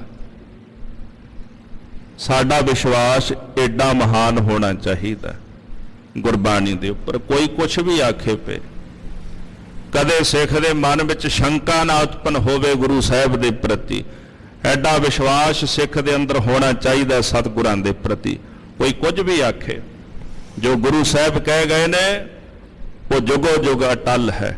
ਗੁਰੂ ਗ੍ਰੰਥ ਸਾਹਿਬ ਜੀ ਮਹਾਰਾਜ ਨੂੰ ਇਸੇ ਕਰਕੇ ਆਪਾਂ ਜੁਗੋ ਜੁਗ ਅਟਲ ਕਹਿੰਦੇ ਆ, ਕਿਉਂਕਿ ਇਹ ਬਾਣੀ ਅਟਲ ਹੈ। ਨਾ ਇਸ ਬਾਣੀ ਦਾ ਆਦ ਹੈ, ਨਾ ਇਸ ਬਾਣੀ ਦਾ ਅੰਤ ਹੈ। ਮਹਾਰਾਜ ਇਹ ਬਾਣੀ ਸੱਚਖੰਡ ਵਿੱਚੋਂ ਲੈ ਕੇ ਆਏ ਤੇ ਸੱਚਖੰਡ ਹਰਮੰਦਰ ਸਾਹਿਬ ਬਾਣੀ ਦਾ ਪ੍ਰਕਾਸ਼ ਕੀਤਾ ਮਹਾਰਾਜ ਨੇ।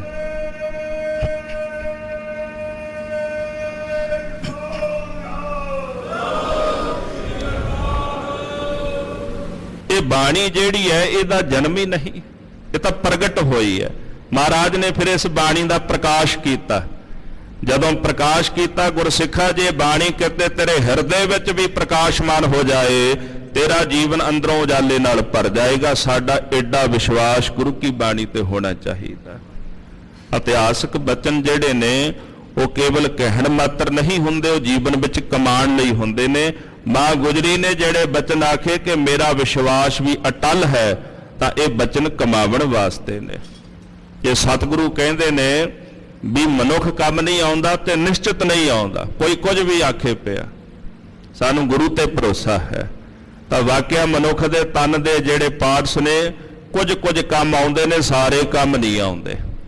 ਤਾਂ ਬੇਨਤੀ ਕੀਤੀ ਹੈ, ਪਸ਼ੂ ਤਾਂ ਕੰਮ ਸਾਰਾ ਹੀ ਆ ਜਾਂਦਾ, ਪਰ ਮਹਾਰਾਜ ਕਹਿੰਦੇ ਮਨੁੱਖ ਕੰਮ ਨਹੀਂ ਆਉਂਦਾ। ਤਨ ਦੀ ਮਹਿਮਾ ਬੜੀ ਹੈ, ਬਸ ਸ਼ਰਤ ਹੈ ਵੀ ਇਸ ਤਨ ਨੂੰ ਅਸੀਂ ਭਗਤੀ ਵਾਲੇ ਪਾਸੇ ਲਾ ਲਈਏ। ਮਹਾਰਾਜ ਜੀ ਫਰਮਾਨ ਕਰਦੇ, ਜਿਸ ਕਾ ਤਨ ਮਨ ਧਨ ਸਭ ਤਿਸ ਕਾ। ਜਿਸ ਅਕਾਲ ਪੁਰਖ ਦਾ ਬਖਸ਼ਿਸ਼ ਕੀਤਾ ਇਹ ਤਨ ਹੈ, ਮਨ ਵੀ ਉਸੇ ਦਾ ਹੀ ਬਖਸ਼ਿਸ਼ ਕੀਤਾ ਹੋਇਆ। ਮਨ ਜੋ ਸਾਡੇ ਅੰਦਰ ਵਿਚਾਰ ਸੰਕਲਪ ਵਿਕਲਪ ਦਾ ਵੇਗ ਉੱਠਦਾ ਹੈ, ਇਹੀ ਸਾਡਾ ਮਨ ਹੈ। ਮਨ ਨੂੰ ਸਿੱਖ ਨੇ ਘੜਦਾ ਸ਼ਬਦ ਦੀ ਟਕਸਾਲ ਦੇ ਅੰਦਰ। ਸਾਧ ਸੰਗਤ ਅੰਦਰ ਆ ਕੇ ਅਸੀਂ ਮਨ ਦੀ ਘਾੜਤ ਕੱਢਣੀ ਹੈ ਤਾਂ ਕਿ ਮਨ ਸੁੰਦਰ ਹੋ ਜਾਏ। ਜੈਸੇ ਆਪਾਂ ਸਰੀਰ ਨੂੰ ਸਜਾਉਂਦੇ ਆ, ਮਨ ਨੂੰ ਆਪਾਂ ਸ਼ੁਭ ਗੁਣਾਂ ਦੇ ਨਾਲ ਸਜਾਉਣਾ ਹੈ।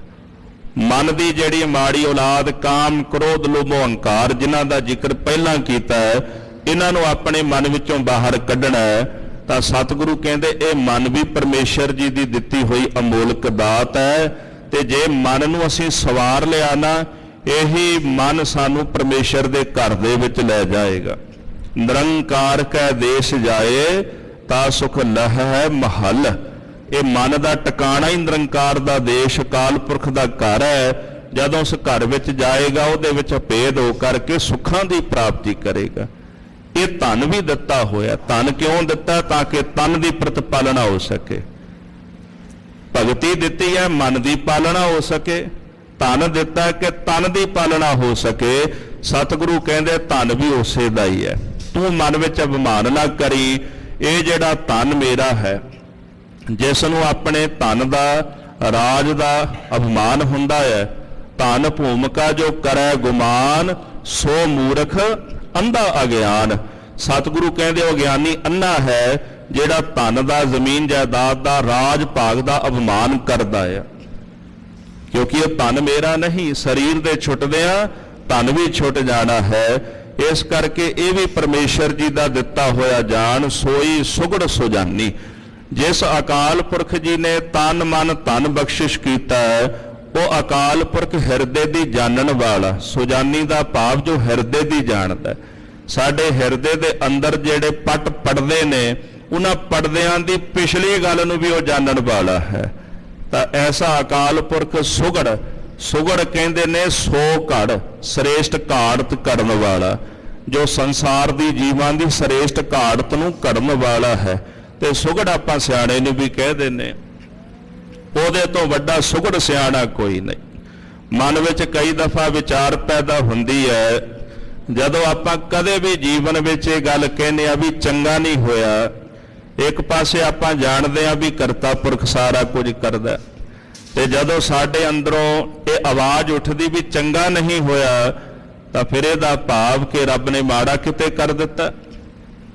ਰੱਬ ਤੋਂ ਸਿਆਣਾ ਹੋਰ ਕੌਣ ਹੈ? ਉਹ ਜੋ ਕਰਦਾ ਹੈ ਉਹ ਸਿਆਣਾ ਕਰਦਾ ਹੈ। ਅਸੀਂ ਸਲਾਹ ਵੀ ਸਿਆਣੇ ਬੰਦੇ ਦੀ ਲੈਂਦੇ ਆ ਵੀ ਇਹ ਸਿਆਣਾ ਚੰਗੀ ਸਲਾਹ ਦੇਗਾ। ਸਾਡੇ ਮਨ ਵਿੱਚ ਇਹ ਹੁੰਦਾ ਵੀ ਕੋਈ ਗੁੰਜਾਇਸ਼ ਨਹੀਂ ਵੀ ਇੱਥੋਂ ਸਲਾਹ ਮਾੜੀ ਮਿਲੇਗੀ। ਸਿਆਣੇ ਦੀ ਸਲਾਹ ਵੀ ਸਿਆਣੀ। ਤਾਂ ਮਹਾਰਾਜ ਕਹਿੰਦੇ ਫਿਰ ਰੱਬ ਤੋਂ ਵੱਡਾ ਸਿਆਣਾ ਹੋਰ ਕੌਣ ਹੋ ਸਕਦਾ ਹੈ? ਉਹ ਜੋ ਵੀ ਕਰ ਰਹੇ ਉਹ ਠੀਕ ਹੀ ਕਰ ਰਹੇ ਹੈ, ਉਸ ਤੋਂ ਵੱਡਾ ਕੋਈ ਸਿਆਣਾ ਨਹੀਂ। ਸੁਗੜ ਸ੍ਰੇਸ਼ਟ ਘਾੜਤ ਕੱਢਣ ਵਾਲਾ, ਸੁਗੜੋ ਚਤਰ ਸਿਆਣਾ ਹੈ, ਸਭ ਦੇ ਹਿਰਦੇ ਦੀ ਜਾਣਨ ਵਾਲਾ ਹੈ। ਤੇ ਨਹੀਂ ਸੁਣਿਆ ਦੁੱਖ ਸੁਖ ਮੇਰਾ, ਤਾਂ ਬਿਦਨੀ ਕੇ ਖਟਾਨੇ। ਐਸੇ ਅਕਾਲ ਪੁਰਖ ਨੇ ਮੇਰਾ ਦੁੱਖ ਸੁਣਿਆ। ਜਿਹੜਾ ਦੁੱਖ ਕੱਟਣ ਦੀ ਸਮਰੱਥਾ ਰੱਖਦਾ ਹੈ, ਦੁੱਖ ਸੁਣੇਗਾ ਵੀ ਉਹੀ। ਮਨੁੱਖ ਨੂੰ ਦੁੱਖ ਸੁਣਾਵਾਂਗੇ ਨਾ, ਸਾਡਾ ਦੁੱਖ ਸੁਣ ਕੇ ਅਗਲਾ ਵੀ ਆਪਣੀ ਪੰਡ ਖੋਲ ਲਏਗਾ ਵੀ ਮੈਨੂੰ ਵੀ ਕੋਈ ਨਾ ਕੋਈ ਦੁੱਖ ਹੈ। ਸਾਹਿਬ ਬਾਣੀ ਵਿੱਚ ਕਹਿੰਦੇ ਨਾ, ਦੁੱਖ ਕੀਆਂ ਪੰਡਾਂ ਖੁੱਲੀਆਂ, ਸੁਖ ਨਾ ਨਿਕਲਿਓ ਕੋਏ। ਆਪਣਾ ਇੱਕ ਦੂਜੇ ਦੁੱਖ ਦੂਜੇ ਨੂੰ ਸੁਣਾ ਦਿਓ, ਅਗਲਾ ਪੰਡ ਖੋਲ ਦਿੰਦਾ। ਵੇਖਣ ਮਾਤਰ ਸ਼ਾਹੂਕਾਰ ਬੜਾ ਧਨਵਾਨ ਸੁਖੀ ਲੱਗ ਰਿਹਾ ਸੀ। ਭਾਈ ਮਰਦਾਨਾ ਜੀ ਕਹਿੰਦੇ ਮਹਾਰਾਜ ਜੀ ਬੜਾ ਸੁਖੀ ਹੈ। ਸਤਿਗੁਰੂ ਕਹਿੰਦੇ ਜਾ ਜਾ ਕੇ ਮਰਦਾਨਿਆਂ ਪੁੱਛਿਆ ਵੀ ਸੁਖੀ ਕਿ ਦੁਖੀ ਹੈ। ਜਦੋਂ ਭਾਈ ਮਰਦਾਨਾ ਜੀ ਗਏ, ਸ਼ਾਹੂਕਾਰ ਜੀ ਬੜੇ ਸੁਖੀ ਹੋ, ਰੋ ਪਿਆ ਵੀ ਮੇਰੇ ਤੋਂ ਜ਼ਿਆਦਾ ਹੋਰ ਜੱਗ ਵਿੱਚ ਕੋਈ ਦੁਖੀ ਨਹੀਂ, ਮੈਂ ਸਭ ਤੋਂ ਜ਼ਿਆਦਾ ਦੁਖੀ ਆ। ਤਾਂ ਭਾਈ ਮਰਦਾਨਾ ਜੀ ਕਹਿੰਦੇ ਚਲੋ ਫਿਰ ਮੇਰੇ ਨਾਲ, ਮੇਰੇ ਪਾਸ ਸੁੱਖਾਂ ਦੇ ਦਾਤੇ ਮੇਰੇ ਪਾਤਸ਼ਾਹ ਗੁਰੂ ਨਾਨਕ ਸਾਹਿਬ ਨੇ, ਉਹ ਤੁਹਾਡੇ ਦੁੱਖ ਕੱਟ ਤੁਹਾਡੀ ਝੋਲੀ ਵਿੱਚ ਸੁੱਖ ਪਾ ਦੇਣਗੇ। ਉਹ ਸ਼ਾਹੂਕਾਰ ਗੁਰਦੇਵ ਦੇ ਚਰਨਾਂ ਵਿੱਚ ਆਇਆ, ਉਹਨੂੰ ਬਾਣੀ ਦਾ ਉਪਦੇਸ਼ ਮੇਰੇ ਪਾਤਸ਼ਾਹ ਨੇ ਬਖਸ਼ਿਸ਼ ਕੀਤਾ। ਜਿਹੜਾ ਸ਼ਬਦ ਆਪਾਂ ਪੜ੍ਹਦੇ ਆ, ਸਹੰਸਰਦਾਨ ਦੇ ਅੰਦਰ ਰੋਆਇਆ, ਪਰਸਰਾਮ ਰੋਵੈ ਘਰ ਆਇਆ। ਇਹ ਸ਼ਬਦ ਮਹਾਰਾਜ ਨੇ ਉੱਥੇ ਸ਼ਾਹੂਕਾਰ ਦੇ ਪ੍ਰਤੀ ਉਚਾਰਨ ਕੀਤਾ। ਸਤਿਗੁਰੂ ਕਹਿੰਦੇ ਨੇ ਸੰਸਾਰ ਸਾਰਾ ਹੀ ਦੁਖੀ ਹੈ, ਸੁਖੀ ਉਹ ਹੈ ਜਿਹੜਾ ਪਰਮੇਸ਼ਰ ਦਾ ਨਾਮ ਜਪਦਾ ਹੈ।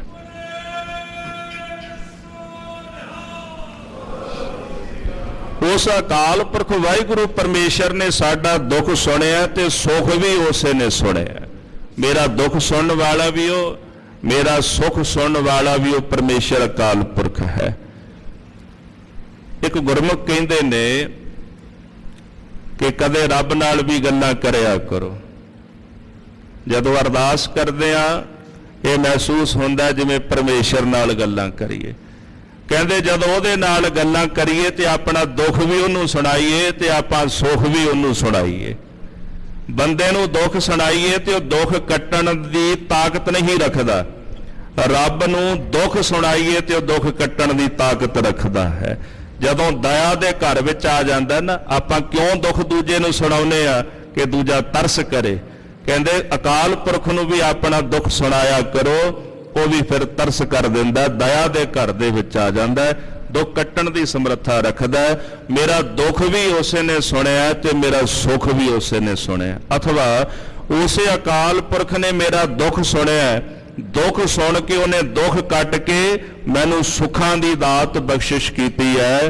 ਤਉ ਬਿਧ ਨੀਕੀ ਖਟਾਨੀ, ਫਿਰ ਦੁੱਖਾਂ ਨੂੰ ਨਿਵਰਤ ਕਰਨ ਦੀ ਜਿਹੜੀ ਸ੍ਰੇਸ਼ਟ ਵਿਧੀ ਹੈ ਉਹ ਮੈਨੂੰ ਪ੍ਰਾਪਤ ਹੋਈ। ਉਹ ਵਿਧੀ ਕੀ ਹੈ? ਭਗਤੀ ਕਰਨੀ।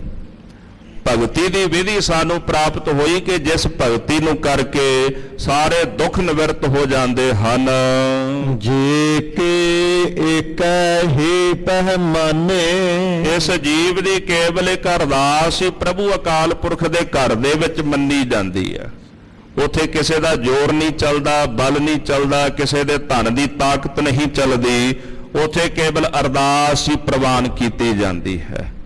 ਜਦੋਂ ਕੋਈ ਭਾਵਨਾ ਨਾਲ ਰੱਬ ਦੇ ਘਰ ਦੇ ਵਿੱਚ ਅਰਜ਼ ਗੁਜ਼ਾਰਦਾ ਹੈ, ਬਸ਼ਰਤ ਹੈ ਵੀ ਉਹ ਹਿਰਦੇ ਵਿੱਚੋਂ ਨਿਕਲੀ ਹੋਵੇ, ਹਿਰਦੇ ਦੇ ਘਰ ਦੇ ਵਿੱਚੋਂ ਵਿਸ਼ਵਾਸ ਵੀ ਪੂਰਨ ਹੋਵੇ।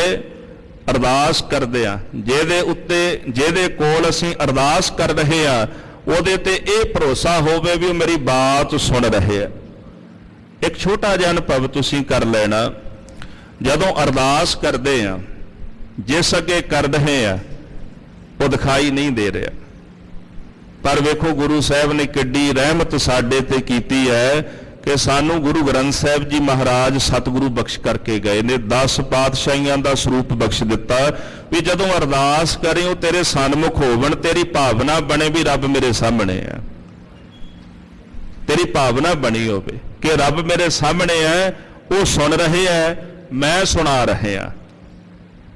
ਵਰਨਾ ਜੇ ਵੇਖੀਏ ਵੀ ਜਦੋਂ ਅਰਦਾਸ ਆਪਾਂ ਕਰਦੇ ਆ ਅਕਾਲ ਪੁਰਖ ਦੇ ਚਰਨਾਂ ਵਿੱਚ ਉਹ ਦਿਖਾਈ ਨਹੀਂ ਦੇ ਰਹੇ ਆ, ਨਾ ਉਹਦੇ ਕੋਈ ਕੰਨ ਨੇ ਵੀ ਉਹ ਸੁਣ ਰਹੇ ਆ, ਪਰ ਫਿਰ ਵੀ ਆਪਾਂ ਅਰਦਾਸ ਕਰ ਰਹੇ ਆ। ਸਾਨੂੰ ਲੱਗਦਾ ਹੈ ਤਾਂ ਕੋਈ ਤਾਂ ਹੈ ਜੋ ਸੁਣ ਰਹੇ ਆ, ਕੋਈ ਤਾਂ ਹੈ ਜੋ ਸਾਨੂੰ ਮਹਿਸੂਸ ਕਰ ਰਹੇ ਆ, ਉਹਦੇ ਚਰਨਾਂ ਵਿੱਚ ਆਪਾਂ ਅਰਜ਼ ਕਰਦੇ ਹੁੰਨੇ ਆ।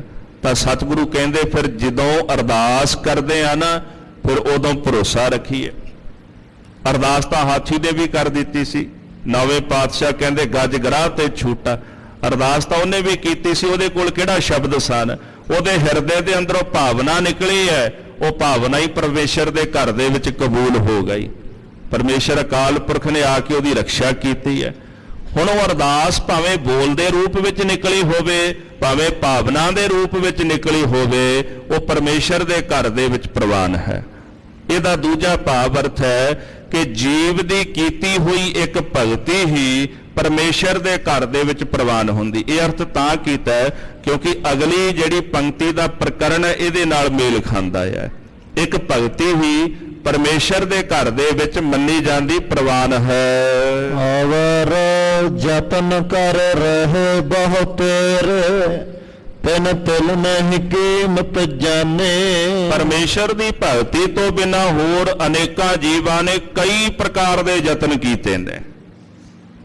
ਕਰਮਕਾਂਡ ਕੋਈ ਕਰ ਰਹੇ ਹੈ, ਕੋਈ ਜਲ ਸਮਾਧੀਆਂ ਲੈ ਰਹੇ ਹੈ, ਕੋਈ ਧਰਤੀ ਦਾ ਭਰਮਣ ਕਰ ਰਹੇ ਹੈ, ਕੋਈ ਬਾਣਪ੍ਰਸਤੀ ਬਣ ਗਿਆ, ਕੋਈ ਸੰਨਿਆਸੀ ਬਣ ਗਿਆ, ਕੋਈ ਜੋਗੀ ਬਣ ਗਿਆ। ਹੇ ਪਰਮੇਸ਼ਰ ਜੀ, ਇਹਨਾਂ ਨੇ ਤੁਹਾਡੀ ਭਗਤੀ ਤੋਂ ਬਿਨਾਂ, ਨਾਮ ਤੋਂ ਬਿਨਾਂ ਅਨੇਕਾਂ ਯਤਨ ਕੀਤੇ ਨੇ, ਪਰ ਤਿਲ ਮਾਤਰ ਵੀ ਤੁਹਾਡੀ ਕੀਮਤ ਨੂੰ ਇਹਨਾਂ ਨੇ ਨਹੀਂ ਜਾਣਿਆ। ਕਿਉਂਕਿ ਤੁਹਾਡੇ ਘਰ ਵਿੱਚ ਤਾਂ ਮੰਨੀ ਤਾਂ ਇੱਕ ਭਗਤੀ ਜਾਂਦੀ ਹੈ ਨਾ, ਗੋਬਿੰਦ ਭਜਨ ਬਿਨ ਤਿਲ ਨਹੀਂ ਮੰਨੈ। ਗੋਬਿੰਦ ਦੇ ਭਜਨ ਤੋਂ ਬਿਨਾ, ਵਾਹਿਗੁਰੂ ਦੇ ਨਾਮ ਤੋਂ ਬਿਨਾ ਉੱਥੇ ਤਿਲ ਮਾਤਰ ਵੀ ਕੁਝ ਮੰਨਿਆ ਨਹੀਂ ਜਾਂਦਾ, ਪ੍ਰਵਾਨ ਨਹੀਂ ਹੁੰਦਾ। ਤੁਹਾਡੀ ਭਗਤੀ ਹੀ ਪ੍ਰਵਾਨ ਹੁੰਦੀ ਹੈ। ਤਾਂ ਜਿਨ੍ਹਾਂ ਨੇ ਭਗਤੀ ਨਹੀਂ ਕੀਤੀ ਉਹ ਆਪਣੇ ਤੌਰ ਤੇ ਕਈ ਪ੍ਰਕਾਰ ਦੇ ਯਤਨ ਕਰ ਰਹੇ, ਤਿਲ ਮਾਤਰ ਵੀ ਤਿਨਾਂ ਆਪ ਜੀ ਦੀ ਕੀਮਤ ਨੂੰ ਨਹੀਂ ਜਾਣਿਆ। ਰਹਾਉ ਅੰਮ੍ਰਿਤ ਨਾਮ ਨਿਰਮੋਲਕ ਹੀਰਾ, ਗੁਰ ਦੀਨੋ ਮੰਤਾਨੇ। ਪਰਮੇਸ਼ਰ ਜੀ ਦਾ ਨਾਮ ਅੰਮ੍ਰਿਤ ਹੈ, ਜੋ ਮੁਰਦਿਆਂ ਵਿੱਚ ਵੀ ਜੀਵਨ ਪਾ ਦਿੰਦਾ ਹੈ, ਮੁਰਦਿਆਂ ਨੂੰ ਵੀ ਜੀਵਤ ਕਰ ਦਿੰਦਾ ਹੈ। ਐਸਾ ਅੰਮ੍ਰਿਤ ਨਾਮ ਨਿਰਮੋਲਕ ਹੈ, ਕਿਸੇ ਕੀਮਤ ਨਾਲ ਨਹੀਂ ਪ੍ਰਾਪਤ ਹੁੰਦਾ, ਭਾਗਾਂ ਨਾਲ ਪ੍ਰਾਪਤ ਹੁੰਦਾ ਹੈ, ਤਰਸ ਨਾਲ ਮਿਲਦਾ ਹੈ। ਬੜੀ ਪਿਆਰੀ ਇੱਕ ਉਦਾਹਰਣ ਹੈ ਕਿ ਇੱਕ ਮਨੁੱਖ ਰਾਜੇ ਦਾ ਹੁਕਮ ਮੰਨ ਕੇ ਕੋਈ ਕੰਮ ਕਰਨ ਵਾਸਤੇ ਗਿਆ। ਜਦੋਂ ਵਾਪਸ ਆਇਆ ਰਾਜੇ ਨੇ ਮਜ਼ਦੂਰੀ ਦਿੱਤੀ, ਮਜ਼ਦੂਰੀ ਤਾਂ ਦੇ ਦਿੱਤੀ ਪਰ ਖੁਸ਼ ਹੋ ਗਿਆ, ਨਾਲ ਉਹਨੇ ਹੋਰ ਸੋਨੇ ਦੇ ਗਹਿਣੇ ਦੇ ਦਿੱਤੇ, ਵਿਆਹ ਵੀ ਲੈ ਜਾ, ਇਹ ਤੇਰਾ ਇਨਾਮ ਹੈ। ਆਪਾਂ ਵੀ ਕਈ ਵਾਰੀ ਤਰਸ ਕਰਕੇ ਦੂਜੇ ਨੂੰ ਆਪਣੇ ਤੋਂ ਉਹਦੀ ਹੈਸੀਅਤ ਜਾਂ ਉਹਦੀ ਕਮਾਈ ਤੋਂ ਜ਼ਿਆਦਾ, ਜਾਂ ਜਿੰਨੀ ਉਹਦੀ ਮਿਹਨਤ ਹੁੰਦੀ ਹੈ ਨਾ, ਕਈ ਵਾਰ ਆਪਾਂ ਉਹਦੀ ਮਿਹਨਤ ਤੋਂ ਜ਼ਿਆਦਾ ਉਹਨੂੰ ਧਨ ਦੇ ਦਿੰਦੇ ਆ। ਜਿਹਨੇ ਮਿਹਨਤ ਜਿੰਨੀ ਕੀਤੀ ਹੁੰਦੀ ਉਹਦੇ ਤੋਂ ਜ਼ਿਆਦਾ ਵੀ ਤਰਸ ਕਰਦੇ ਆ। ਕੁਝ ਵਸਤੂਆਂ ਮਿਹਨਤ ਨਾਲ ਮਿਲਦੀਆਂ, ਕੁਝ ਤਰਸ ਨਾਲ ਮਿਲਦੀਆਂ ਨੇ। ਫਰੀਦਕੋਟੀ ਟੀਕੇ ਨੇ ਇੱਕ ਬੜੀ ਪਿਆਰੀ ਉਦਾਹਰਣ ਦਿੱਤੀ ਹੈ। ਰਾਜੇ ਦੀ ਕਿਸੇ ਮਜ਼ਦੂਰੀ ਕੀਤੀ, ਰਾਜੇ ਨੇ ਮਜ਼ਦੂਰੀ ਦਾ ਫਲ ਤਾਂ ਦੇ ਹੀ ਦਿੱਤਾ ਹੈ, ਪਰ ਤਰਸ ਕਰਕੇ ਉਹਨੇ ਹੋਰ ਵੀ ਗਹਿਣੇ ਦੇ ਦਿੱਤੇ ਵੀ ਆਹ ਵੀ ਲੈ ਜਾ। ਆ ਰੱਬ ਦਾ ਜਿਹੜਾ ਨਾਮ ਹੈ ਨਾ, ਉਹਦੇ ਤਰਸ ਨਾਲ ਮਿਲਦਾ ਹੈ। ਇਹ ਸਰੀਰ ਤਾਂ ਭਾਵੇਂ ਸਾਡੇ ਕਰਮਾਂ ਦਾ ਫਲ ਹੈ, ਉਹਨੇ ਤਰਸ ਕੀਤਾ, ਸਾਡੀ ਪਰਾਲਭ ਦੇ ਮੁਤਾਬਕ ਸਾਨੂੰ ਸਰੀਰ ਦੇ ਦਿੱਤਾ, ਪਰ ਇਸ ਸਰੀਰ ਵਿੱਚ ਰਹਿੰਦਿਆਂ ਜਿਹੜਾ ਪਰਮੇਸ਼ਰ ਦਾ ਨਾਮ ਮਿਲਦਾ ਨਾ, ਉਹ ਉਹਦੇ ਤਰਸ ਕਰਕੇ ਹੀ ਮਿਲਦਾ। ਤਾਂ ਹੀ ਤਾਂ ਸਤਿਗੁਰੂ ਜੀ ਕਹਿੰਦੇ ਕੋ ਓੰਕਾਰ ਸਤਿਗੁਰ ਪ੍ਰਸਾਦ, ਇਹ ਉਹਦੇ ਪ੍ਰਸਾਦ, ਉਹਦੀ ਕਿਰਪਾ ਨਾਲ ਹੀ ਪ੍ਰਾਪਤ ਹੁੰਦਾ, ਬਿਨਾਂ ਕਿਰਪਾ ਤੋਂ ਲਿਆ ਨਹੀਂ ਜਾ ਸਕਦਾ। ਕਿਉਂਕਿ ਨਿਰਮੋਲਕ ਹੈ ਨਾ, ਸਾਡੇ ਕੋਲ ਦੇਣ ਵਾਸਤੇ ਤਾਂ ਮੁੱਲ ਹੀ ਕੋਈ ਨਹੀਂ, ਕੀ ਮੁੱਲ ਦੇਾਂਗੇ ਆਪਾਂ, ਕੋਈ ਕੀਮਤ ਹੀ ਨਹੀਂ। ਸਾਈ ਨਾਮ ਅਮੋਲ ਕੀਮ ਨਾ ਕੋਈ ਜਾਣ ਦੋ। ਜੇ ਕੀਮਤ ਨਾਲ ਮਿਲਦਾ ਹੁੰਦਾ ਤੇ ਦੁਨੀਆ ਦੇ ਧਨਵਾਨ ਰਾਜੇ ਉਹ ਭਗਤ ਹੁੰਦੇ। ਕਬੀਰ ਸਾਹਿਬ ਜੀ ਨੇ ਫਿਰ ਡੰਕੇ ਦੀ ਚੋਟ ਦੇ ਉੱਤੇ ਸ਼ਬਦ ਕਹਿ ਦਿੱਤਾ, ਕੰਚਨ ਸਿਓ ਪਾਈਆ ਨਹੀਂ ਤੋਲ, ਮਨ ਦੇ ਰਾਮ ਲਿਆ ਹੈ ਮੋਲ। ਸੋਨੇ ਚਾਂਦੀ ਆਦਿਕ ਦੇ ਬਦਲੇ ਰੱਬ ਨਹੀਂ ਮਿਲਦਾ, ਨਾਮ ਦੀ ਪ੍ਰਾਪਤੀ ਨਹੀਂ ਹੁੰਦੀ, ਇਹ ਤਾਂ ਮਨ ਦੇ ਕੇ ਹੀ ਫਿਰ ਪ੍ਰਾਪਤ ਹੁੰਦਾ ਹੈ। ਆਪਣਾ ਆਪ ਉਹਦੇ ਚਰਨਾਂ ਵਿੱਚ ਸਮਰਪਿਤ ਕਰਨਾ ਪੈਂਦਾ ਹੈ। ਜਿਨ੍ਹਾਂ ਨੇ ਮਨ ਅਰਪਿਤ ਕਰ ਦਿੱਤਾ ਹੈ, ਉਹਨਾਂ ਨੂੰ ਪਰਮੇਸ਼ਰ ਦੇ ਘਰ ਦੇ ਵਿੱਚੋਂ ਇਹ ਦਾਤ ਪ੍ਰਾਪਤ ਹੁੰਦੀ ਹੈ। ਪਰਮੇਸ਼ਰ ਦਾ ਅੰਮ੍ਰਿਤ ਨਾਮ ਨਿਰਮੋਲਕ ਹੀਰਾ ਹੈ, ਗੁਰ ਦੀਨੋ ਮੰਤਾਨੀ। ਇਹ ਜਿਹੜਾ ਨਾਮ ਮੰਤਰ ਮੇਰੇ ਗੁਰੂ ਨੇ ਮੈਨੂੰ ਬਖਸ਼ਿਸ਼ ਕੀਤਾ ਹੈ, ਔਰ ਮੰਤਰ ਉਹ ਹੈ ਜਿਹਨੂੰ ਜਪਣ ਦੇ ਨਾਲ ਮੁਕਤ ਹੋ ਜਾਈਦਾ ਹੈ। ਮੰਤਰ ਉਹ ਹੈ ਜਿਹਨੂੰ ਜਪਣ ਦੇ ਨਾਲ ਮਨ ਦੀ ਹਰ ਇੱਕ ਇੱਛਾ ਪੂਰਨ ਹੋ ਜਾਂਦੀ ਹੈ। ਇਹ ਵਾਹਿਗੁਰੂ ਮੰਤਰ ਦੀ ਦਾਤ ਮੇਰੇ ਸਤਿਗੁਰੂ ਧੰਨ ਗੁਰੂ ਰਾਮਦਾਸ ਸਾਹਿਬ ਜੀ ਨੇ ਮਹਾਰਾਜ ਨੇ ਬਖਸ਼ਿਸ਼ ਕੀਤੀ ਹੈ। ਲਿਗੈ ਨਾ ਡੋਲੇ ਦ੍ਰਿੜ ਕਰ ਰਹਿਓ, ਪੂਰਨ ਹੋਏ ਤ੍ਰਿਪਤਾਨੇ। ਜਿਨ੍ਹਾਂ ਨੂੰ ਸਤਿਗੁਰਾਂ ਦੇ ਘਰ ਵਿੱਚੋਂ ਨਾਮ ਮੰਤਰ ਦੀ ਪ੍ਰਾਪਤੀ ਹੋ ਜਾਵੇ, ਵਾਹਿਗੁਰੂ ਮੰਤਰ ਦੀ ਪ੍ਰਾਪਤੀ ਹੋ ਜਾਵੇ, ਉਹ ਗੁਰਮੁਖ ਜਨ ਅੰਦਰੋਂ ਪੂਰਨ ਤੌਰ ਤੇ ਤ੍ਰਿਪਤ ਹੋ ਜਾਂਦੇ ਨੇ। ਉਹਨਾਂ ਦੀਆਂ ਸਾਰੀਆਂ ਭੁੱਖਾਂ ਮਿਟ ਜਾਂਦੀਆਂ ਨੇ, ਕਿਸੇ ਪ੍ਰਕਾਰ ਦੀ ਇੱਛਾ ਨਹੀਂ ਮਨ ਵਿੱਚ ਰਹਿੰਦੀ। ਤ੍ਰਿਪਤ ਭਈ ਸੱਚ ਭੋਜਨ ਖਾਇਆ, ਮਨ ਤਨ ਰਸਨਾ ਨਾਮ ਤੇ ਆਇਆ। ਤਾਂ ਜਿਹੜਾ ਅੰਦਰੋਂ ਤ੍ਰਿਪਤ ਹੋ ਜਾਏ, ਫਿਰ ਸਤਿਗੁਰੂ ਕਹਿੰਦੇ ਨੇ ਕਿ ਉਹਨਾਂ ਦਾ ਜਿਹੜਾ ਤਨ ਹੈ ਉਹ ਕਦੇ ਕੁਮਾਰਗਾਂ ਦੇ ਉੱਪਰ ਨਹੀਂ ਡੋਲਦਾ, ਤੇ ਮਨ ਕਦੇ ਵਿਸ਼ੇ ਵਿਕਾਰਾਂ ਵਿੱਚ ਨਹੀਂ ਫਿਰ ਜਾ ਕੇ ਡਿੱਗਦਾ। ਮਨ ਤਾਂ ਉਦੋਂ ਵਿਸ਼ਿਆਂ ਵਿੱਚ ਡਿੱਗੇਗਾ ਨਾ ਜਦੋਂ ਉਹਨਾਂ ਦੀ ਭੁੱਖ ਹੈ।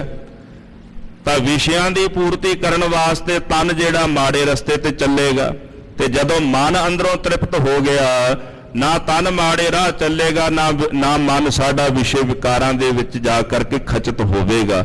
ਇਸ ਤਰ੍ਹਾਂ ਗੁਰਮੁਖ ਜਨ ਅੰਦਰੋਂ ਤ੍ਰਿਪਤ ਹੋ ਜਾਂਦੇ ਹਨ। ਓਏ ਜੋ बीच हम तुम कछ होते, तिनके बात बेलाने।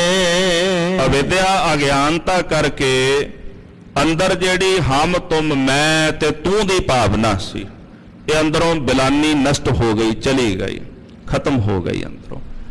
ਹੁਣ ਇਹਦੇ ਭਾਵ ਕਈ ਵਾਰੀ ਸੰਸਾਰ ਦੇ ਵਿੱਚ ਵਿਚਰਦੇ ਆ, ਮੈਂ ਤੇ ਤੂੰ ਦੀ ਭਾਵਨਾ ਹੁੰਦੀ ਹੈ, ਮੈਂ ਜਾਂ ਤੂੰ ਹੈ, ਇਹ ਪਦਾਰਥ ਮੇਰਾ ਹੈ, ਇਹ ਤੇਰਾ ਹੈ।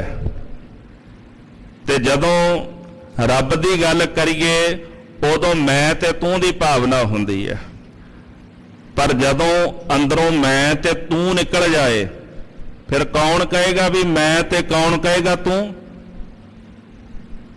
ਮੈਂ ਤੇ ਤੂੰ ਤਾਂ ਹੈ ਨਾ ਜੇ ਦੋ ਨੇ। ਜੇ ਦੂਜਾ ਸਾਹਮਣੇ ਖਲੋਤਾ ਹੈ ਤੇ ਮੈਂ ਆਖਾਂਗਾ ਵੀ ਮੈਂ ਤੇ ਤੂੰ ਹੈ, ਤੇ ਜਦੋਂ ਫਿਰ ਉੱਥੇ ਦੂਜਾ ਵੀ ਨਾ ਰਿਹਾ ਤੇ ਫਿਰ ਮੈਂ ਵੀ ਨਾ ਰਿਹਾ ਤੇ ਫਿਰ ਕਿਹਨੂੰ ਆਖਾਂਗਾ ਵੀ ਮੈਂ ਆ? ਉਥੇ ਇਹ ਮੈਂ ਤੇ ਤੂੰ, ਜੀਵ ਤੇ ਈਸ਼ ਦਾ ਭੇਦ ਖਤਮ ਹੋ ਜਾਂਦਾ ਹੈ।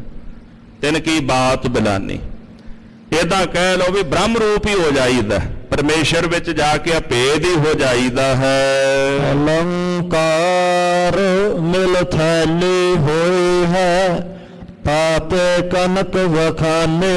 ਜੈਸੇ ਅਲੰਕਾਰ ਗਹਿਣੇ ਉਹਨਾਂ ਨੂੰ ਕੁਠਾਲੀ ਦੇ ਵਿੱਚ ਪਾ ਕਰਕੇ ਗਾਲ ਕੇ ਖੋਟ ਵਿੱਚੋਂ ਬਾਹਰ ਕੱਢ ਕੇ ਥੈਲੀ ਦੇ ਰੂਪ ਵਿੱਚ ਬਣਾ ਲਿਆ ਜਾਂਦਾ, ਫਿਰ ਉਹਨੂੰ ਕਨਕ ਵਖਾਨੀ ਸੋਨਾ ਕਿਹਾ ਜਾਂਦਾ ਵੀ ਉਹ ਸੋਨਾ ਹੈ।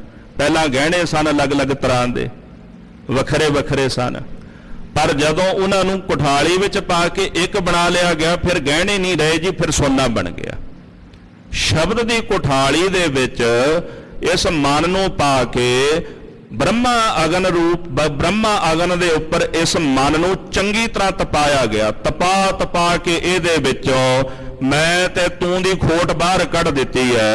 ਤਾਂ ਜਦੋਂ ਖੋਟ ਅੰਦਰੋਂ ਬਾਹਰ ਨਿਕਲ ਗਈ ਫਿਰ ਇਹੀ ਮਨ ਜਿਹੜਾ ਬ੍ਰਹਮ ਰੂਪ ਹੋ ਗਿਆ, ਉਥੇ ਮੈਂ ਤੇ ਤੂੰ ਦੀ ਭਾਵਨਾ ਹੀ ਖਤਮ ਹੋ ਗਈ। ਉਥੇ ਹੁਣ ਬ੍ਰਹਮ ਰਹਿ ਗਿਆ, ਕਣਕ ਰਹਿ ਗਿਆ ਜੀ। ਬੀਜ ਜਿਹੜਾ ਧਰਤੀ ਵਿੱਚ ਬੀਜੀਏ ਕਿੱਡਾ ਬ੍ਰਿਸ਼ ਹੁੰਦਾ ਹੈ, ਅਖੀਰ ਉਹ ਬ੍ਰਿਸ਼ ਮਿਟ ਜਾਂਦਾ ਤੇ ਕੇਵਲ ਬੀਜ ਹੀ ਰਹਿ ਜਾਂਦਾ ਹੈ। ਆਖਰ ਨੂੰ ਤਾਂ ਬੀਜ ਹੀ ਰਹੇਗਾ ਨਾ, ਕਈ ਰੂਪ ਉਹਦੇ ਦਿਖਾਈ ਦਿੰਦੇ ਨੇ, ਅਖੀਰ ਬੀਜ ਰਹਿ ਜਾਂਦਾ। ਇਸੇ ਤਰ੍ਹਾਂ ਸੰਸਾਰ ਜਿੰਨਾ ਵੀ ਦਿਖਾਈ ਦੇ ਰਿਹਾ ਹੈ, ਜਦੋਂ ਬਿਰਤੀ ਬ੍ਰਹਮਾਕਾਰ ਹੋ ਜਾਂਦੀ ਹੈ, ਅਨੇਕਤਾ ਮਿਟ ਜਾਂਦੀ ਹੈ, ਕੇਵਲ ਇੱਕ ਬ੍ਰਹਮ ਹੀ ਸਾਰੇ ਪਾਸੇ ਦਿਖਾਈ ਦਿੰਦਾ ਹੈ। ਪ੍ਰਗਟਿਓ ਜੋਤ ਸਹਿਜ ਸੁਖ ਸੋਭਾ ਬਾਜੇ ਅਨਹਤ ਬਾਨੇ। ਉਸ ਅਕਾਲ ਪੁਰਖ ਵਾਹਿਗੁਰੂ ਜੀ ਦੀ ਜੋਤ ਜਿਹੜੀ ਹੈ ਪ੍ਰੂਫ ਗਿਆਨ ਕਰਕੇ ਹਿਰਦੇ ਵਿੱਚ ਪ੍ਰਗਟ ਹੋ ਗਈ ਹੈ, ਹੁਣ ਪ੍ਰਤੱਖ ਹੋ ਗਈ। ਪਹਿਲਾਂ ਤਾਂ ਸੁਣਿਆ ਹੀ ਸੀ, ਕੰਨਾਂ ਨਾਲ ਸੁਣਿਆ ਵੀ ਰੱਬ ਹੈ, ਅੱਜ ਪ੍ਰਗਟ ਹੋ ਗਿਆ, ਜ਼ਾਹਰ ਹੋ ਗਿਆ। ਤਾਂ ਜਦੋਂ ਜ਼ਾਹਰ ਹੁੰਦਾ ਉਹਦੀ ਨਿਸ਼ਾਨੀ ਗੁਰੂ ਅਰਜਨ ਦੇਵ ਜੀ ਮਹਾਰਾਜ ਦੱਸਦੇ, ਸਾਨੂੰ ਕਲਯੁਗੀ ਜੀਵਾਂ ਨੂੰ ਕੀ ਪਤਾ ਵੀ ਰੱਬ ਕਿਵੇਂ ਜ਼ਾਹਰ ਹੁੰਦਾ ਹੈ, ਦੱਸ ਸਕਦੇ ਹਾਂ ਆਪਾਂ? ਇਹ ਤਾਂ ਮਹਾਰਾਜ ਤਰਸ ਕਰਦੇ ਕਿ ਜਦੋਂ ਕਿਸੇ ਦੇ ਅੰਦਰ ਜੋਤ ਪ੍ਰਤੱਖ ਹੋ ਜਾਏ ਫਿਰ ਉਹ ਕਹਿੰਦੇ ਜੀ ਸੋ ਅੰਤਰ ਸੋ ਬਾਹਰ ਅਨੰਤ, ਘੜ ਘੜ ਵਿਆਪ ਰਹਿਆ ਭਗਵੰਤ। ਫਿਰ ਉਹਨੂੰ ਅੰਦਰੋਂ ਵੀ ਤੇ ਬਾਹਰੋਂ ਵੀ ਕਰਤਾ ਪੁਰਖ ਦਿਖਾਈ ਦਿੰਦਾ, ਤੇ ਉਹ ਕਹਿੰਦੇ ਜੋ ਅੰਦਰ ਹੈ ਉਹ ਬਾਹਰ ਵੀ ਹੈ, ਉਹ ਭਗਵੰਤ ਹਰੇਕ ਘਟ ਘਟ ਦੇ ਵਿੱਚ ਉਹ ਵਿਆਪਕ ਹੈ। ਜਿਵੇਂ ਗੁਰੂ ਕਲਗੀਧਰ ਜੀ ਆਪਣੀ ਬਾਣੀ ਅਕਾਲ ਉਸਤਤ ਵਿੱਚ ਵੀ ਕਹਿੰਦੇ ਜਲੇ ਹਰੀ ਥਲੇ ਹਰੀ, ਜਲ ਵਿੱਚ ਵੀ ਹੈ ਉਹ ਥਲ ਵਿੱਚ ਵੀ ਹੈ। ਜਦੋਂ ਬਿਰਤੀ ਬ੍ਰਹਮਾਕਾਰ ਹੁੰਦੀ ਹੈ, ਪ੍ਰਭੂ ਦੀ ਜੋਤ ਹਿਰਦੇ ਦੇ ਘਰ ਵਿੱਚ ਪ੍ਰਗਟ ਹੁੰਦੀ ਹੈ, ਮਹਾਰਾਜ ਕਹਿੰਦੇ ਉਦੋਂ ਸਾਰਿਆਂ ਪਾਸੇ ਇੱਕ ਬ੍ਰਹਮ ਹੀ ਦਿਖਾਈ ਦਿੰਦਾ ਹੈ। ਫਿਰ ਹਿਰਦੇ ਵਿੱਚ ਸੁਖ ਪ੍ਰਾਪਤ ਹੁੰਦੇ ਨੇ ਤੇ ਸ਼ੋਭਾ ਦੀ ਪ੍ਰਾਪਤੀ ਹੁੰਦੀ ਹੈ, ਇਸ ਸੰਸਾਰ ਵਿੱਚ ਵੀ ਤੇ ਦਰਗਾਹ ਦੇ ਵਿੱਚ ਵੀ। ਬਾਜੇ ਅਨਹਤ ਬਾਨੀ, ਇਸ ਤਰ੍ਹਾਂ ਅਨਾਹਦ ਵਾਜੇ ਗੁਰਬਾਣੀ ਦੇ ਹਿਰਦੇ ਦੇ ਘਰ ਵਿੱਚ ਵੱਜਦੇ ਨੇ। ਇਹਦਾ ਪਹਿਲਾ ਭਾਵ ਅਨਹਤ, ਜਿਹੜਾ ਸ਼ਬਦ ਨਾਦ ਬਿਨਾਂ ਕਿਸੇ ਚੋਟ ਤੋਂ ਪੈਦਾ ਹੁੰਦਾ, ਉਹ ਅਨਾਹਦ ਬਾਣੀ ਦੇ ਵਾਜੇ ਹਿਰਦੇ ਵਿੱਚ ਵੱਜਦੇ ਨੇ। ਤੇ ਦੂਸਰਾ ਅਨਹਤ, ਇੱਕ ਰਸ ਲਗਾਤਾਰ, ਅਨਾਹਦ ਨਾਦ ਜਿਹੜੇ ਨੇ ਉਹ ਹਿਰਦੇ ਦੇ ਘਰ ਦੇ ਵਿੱਚ ਵੱਜਦੇ ਹਨ। ਕਹੋ ਨਾਨਕ ਨਿਹਚਲ ਕਰ ਬੰਧਿਓ ਗੁਰ ਕੀਓ ਬੰਧਨੇ। ਧੰਨ ਗੁਰੂ ਅਰਜਨ ਦੇਵ ਜੀ ਮਹਾਰਾਜ ਸੱਚੇ ਪਾਤਸ਼ਾਹ ਕਹਿੰਦੇ ਸਤਿਗੁਰਾਂ ਨੇ ਦਇਆ ਕਰਕੇ ਸਾਨੂੰ ਨਿਹਚਲ ਘਰ ਦੇ ਵਿੱਚ ਜਾ ਕੇ ਬੰਨ੍ਹ ਦਿੱਤਾ, ਭਾਵ ਟਿਕਾ ਦਿੱਤਾ ਹੈ, ਜਿੱਥੇ ਨਾ ਜਨਮ ਹੈ ਨਾ ਮਰਨ ਹੈ। ਅਬਨਾਸੀ ਸੁਖ ਆਪਨ ਆਸਨ, ਜਨਮ ਮਰਨ ਤਹ ਨਹੀਂ ਬਿਨਾਸਨ। ਜਿੱਥੇ ਜਨਮ ਤੇ ਮਰਨ ਉਹ ਨਹੀਂ ਵਿਆਪਦਾ, ਜਿੱਥੇ ਆਤਮਿਕ ਸੁੱਖਾਂ ਦੀ ਪ੍ਰਾਪਤੀ, ਆਨੰਦ ਦੀ ਪ੍ਰਾਪਤੀ ਹੁੰਦੀ ਹੈ, ਕਿਸ ਨੇ ਬੰਨਿਆ? ਗੁਰ ਕੀਓ ਬੰਧਾਨੀ।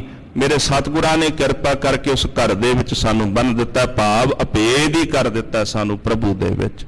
ਧੰਨ ਗੁਰੂ ਅਰਜਨ ਦੇਵ ਸਾਹਿਬ, ਸ੍ਰੀ ਗੁਰੂ ਤੇਗ ਬਹਾਦਰ ਸਾਹਿਬ ਜੀ ਮਹਾਰਾਜ ਸਾਡੇ ਸਭਨਾਂ ਤੇ ਦਇਆ ਕਰਨ। ਗੁਰੂ ਕਾ ਪਾਵਨ ਪਵਿੱਤਰ ਅੰਮ੍ਰਿਤ ਉਪਦੇਸ਼ ਸਾਡੇ ਹਿਰਦਿਆਂ ਵਿੱਚ ਆ ਵਸੇ। ਇਹ ਲੋਕ ਸੁਖੀਏ ਪਰਲੋਕ ਸੁਹੇਲੇ, ਨਾਨਕ ਹਰਿ ਪ੍ਰਭ ਆਪਹਿ ਮੇਲੇ। ਸਤਿਗੁਰਾਂ ਦੀ ਪਾਵਨ ਬਾਣੀ ਅਗਾਧ ਬੋਧ ਹੈ। ਵਿਚਾਰਾਂ ਕਰਦਿਆਂ ਬੋਲਦਿਆਂ ਹੋਈਆਂ ਬੇਅੰਤ ਪ੍ਰਕਾਰ ਦੀਆਂ ਭੁੱਲਾਂ ਦੀ ਖਿਮਾ ਬਖਸ਼ਣੀ ਜੀ। ਲਾਗ ਤੇ ਦੀਵਾਨ ਰਹੈ, ਗਾਵ ਤੇ ਸੁਜਾਨ ਰਹੈ, ਝੂਲ ਤੇ ਨਿਸ਼ਾਨ ਰਹੈ, ਪੰਥ ਮਹਾਰਾਜ ਕੇ ਗੁਰੂ ਫਤਿਹ ਪ੍ਰਵਾਨ ਕਰਨੀ ਜੀ। ਵਾਹਿਗੁਰੂ ਜੀ ਕਾ ਖਾਲਸਾ, ਵਾਹਿਗੁਰੂ ਜੀ ਕੀ ਫਤਿਹ।